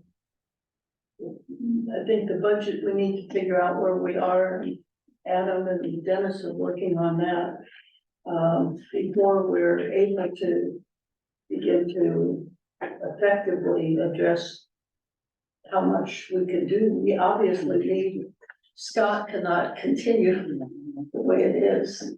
No treasurer, no clerk, no deputy. Now, just as we were saying, he's gonna have some help come in to try to get some of that information, because it's not his wheelhouse, it's understandable. Hopefully Eileen is able to do that and get this information out there. We're running into some deadlines for sure. That brings me to my next point, is just setting that budget hearing and making sure that we have a budget adopted for 2024 by the end of the year. That's a statutory requirement. We have to have that over to DOLA.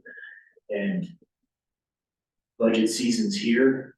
It's kind of already passed. I feel a little behind already. And then we get busy. Everybody gets busy this time of year. Let's just make sure we get that done using whatever staff we have. Are you on that? So one of the questions that came up this morning is, appointing, Scott as town clerk. That was tabled, yeah. No, that was one of the ones. Oh, I'm sorry, I'm confused. We haven't had that discussion yet, but, you were reading a list that there is no established criteria that he has to meet before we would appoint him as town clerk. Correct. And there are towns that have that limited position. I know it's been a lot of work on them. They've got either an administrator or a clerk. Sometimes those clerks will also take the role of treasurer and secretary. But just once again, you're asking some very specific questions of individuals. Sometimes they may not know that information, or they may not know how to gather it right away. So give them that leeway, please, if you're kind of using that limited position. But also he's, if that's that individual, he's running our budget committee. He's supposed to be providing that information, or whoever is in those shoes, sorry. And just be able to work with them. But let's, But the clerk is we still required. got a town. We gotta keep moving. no matter Clerk is what. required by statute, clerk is required, and what are the? Treasurer, treasurer, and party.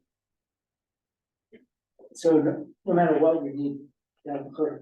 How long do you have to fill this, that position? Well, you should have them, it's good practice.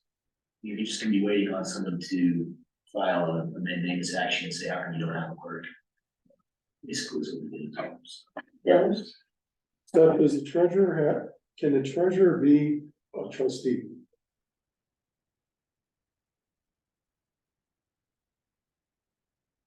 That would be possibly a conflict between a official position and being a trustee. So I do think there may be some issues there.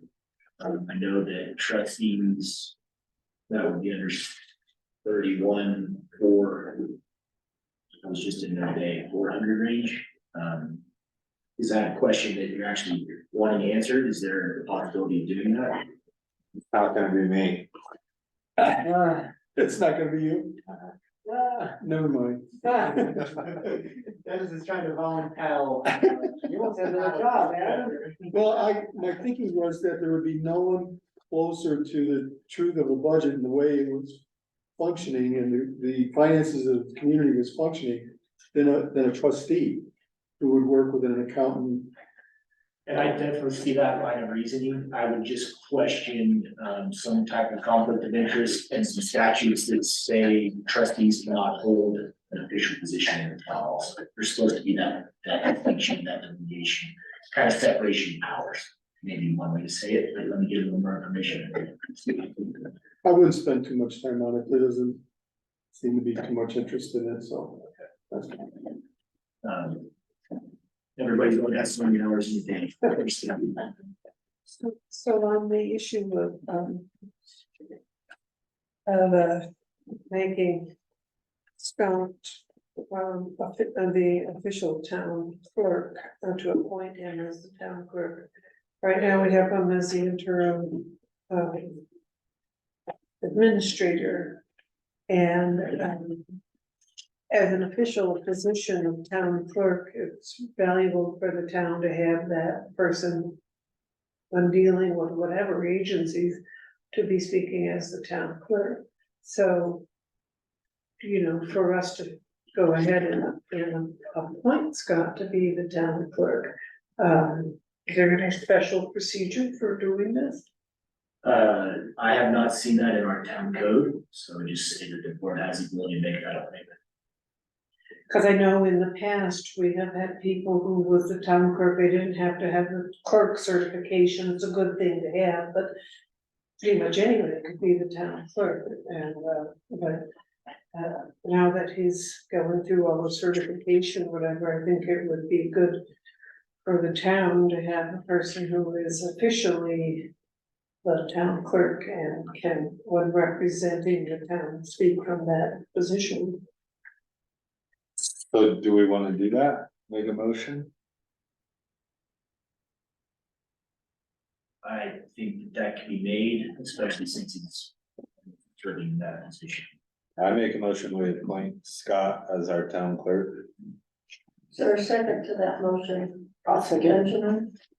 Discussion? Yeah. I thought we were gonna wait till at least after the next budget. I don't think it changes the pay today.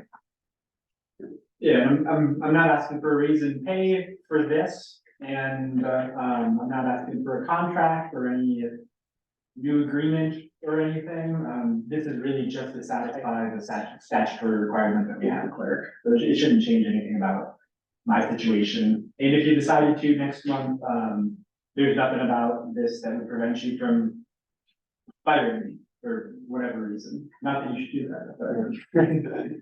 But yeah, I think, the town is protected here. This is just another way to kind of button things up. Any other discussion? All in favor, signify by saying aye. Aye. Nay. Congratulations, Scott, you're our new town clerk. We're gonna appoint you to everything. You voted nay, right, Dennis? You did. You voted aye. You voted aye. I know you're needing a little more to fill up your time, so. We have half an hour before Scott needs to go. Okay, I have one point and then, I might jump around a little to what I've listed as a municipal court update. This should be really quick. Court last session was held last Friday, 11/17. One trial was held related to obstruction of a public throughway, town code 13-5-151. Conviction was made and the judge issued fines according to the municipal court fee schedule. There was a continuation also of a dangerous dog citation.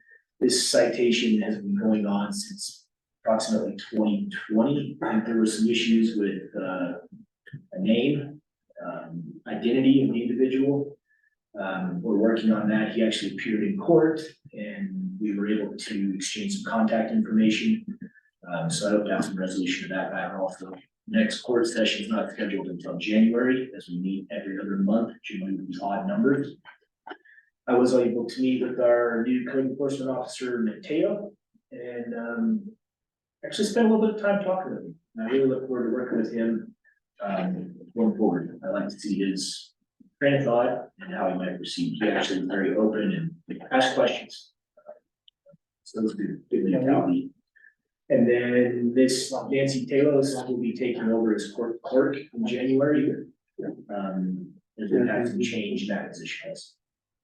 So I have a few more notes, but they're fairly minor, so that would be in my report, Mayor.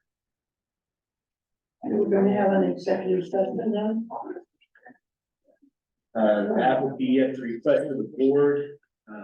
It may be fairly short if we cannot keep the details of the executive session strictly to legal guidance. That's what we might want to caution there. Or should we have an open discussion first, or what would you recommend? I would almost ask that Me? we start with an open discussion, and if there is a specific, very on point legal question, then we can call our executive session and try and answer that. So I would make a motion, we go into executive session, and we could have a discussion if you want.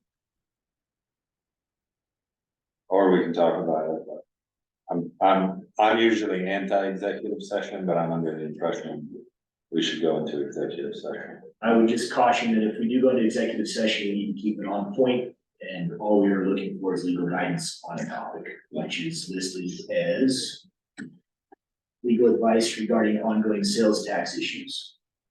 So if you go to an executive session, let's keep it very much open. So Is moved. this a proper topic for an executive session? This is I wanna have a discussion with the attorney about legal stuff. And I would say just keep it to that narrow topic and point of view. I'll second that motion. I need the script, or you can show me. I mean, I got a couple things put up and. We have to vote? Oh, We have to vote. we're not, I have to have something to read. No. But he made a motion to go into it. And I Susan seconded. seconded. Do we? So let's make the proper motion. It's not the right motion, it doesn't have the right words in it. Okay.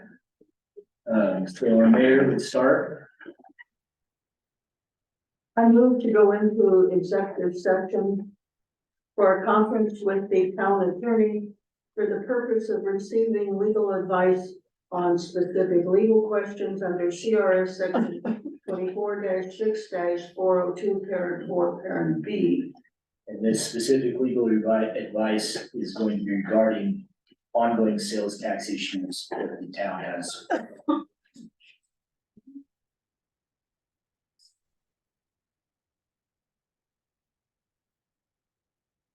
So do we need to vote now?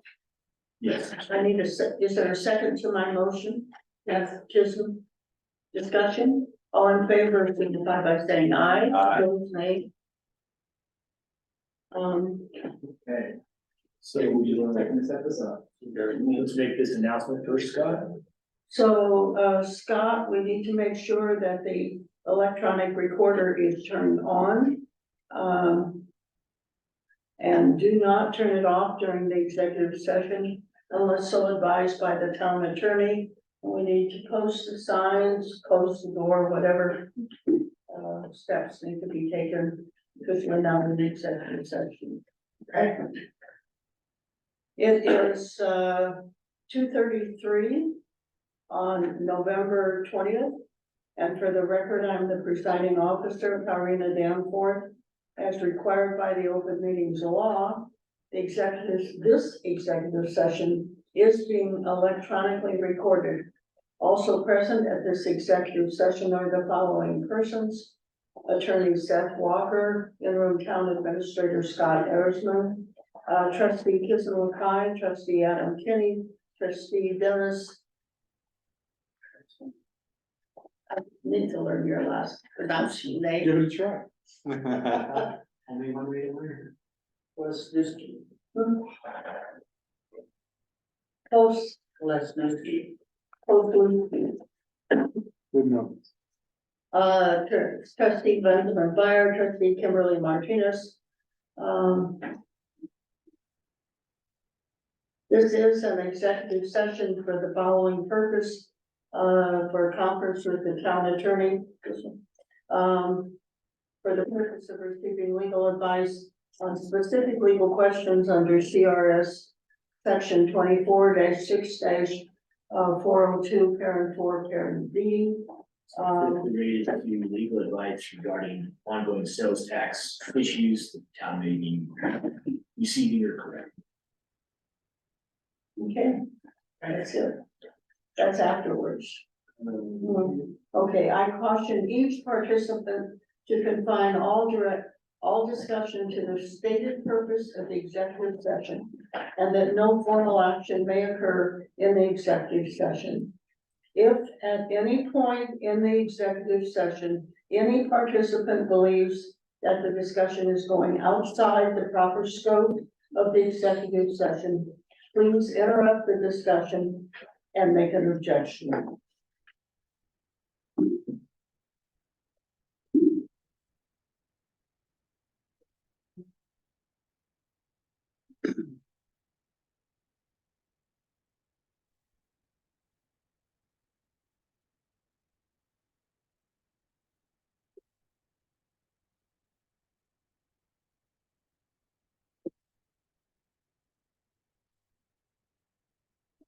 Is the recorder going? Not yet, but I can start in a second.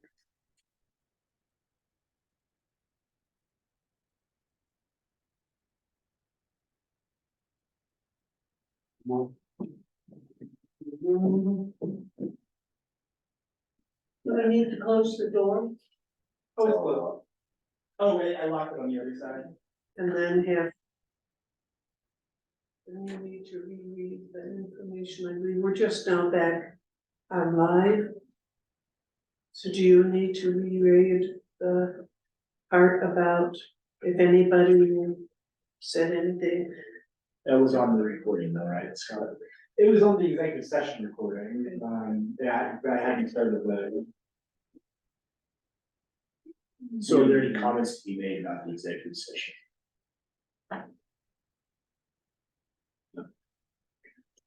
Okay.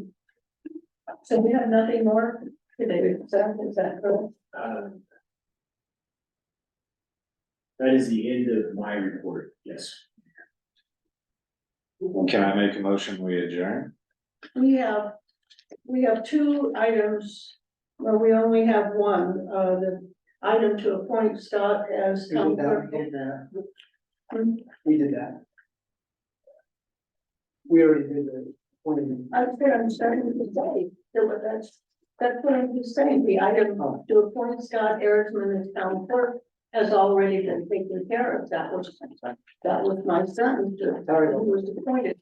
And that leaves only one remaining action item, which is, it says discuss town treasurer position. Is that something we need to do or want to do today, or I think this could be deferred. If it's okay with the board, I'm just gonna go ahead and write up a job description and post it, and we don't make any decisions. Until we can make those decisions. One thing is, if, we do get Armando onto the board, we're gonna have to figure out a planning commission. That's true. thing. Well, let's take care of it.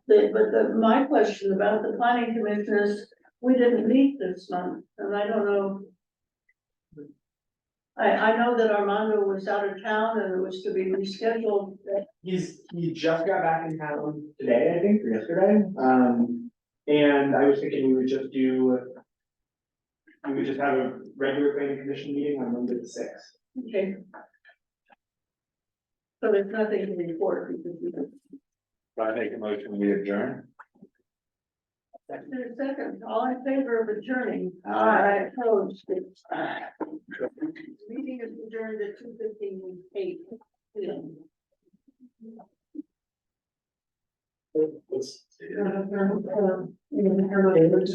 Yeah, we didn't.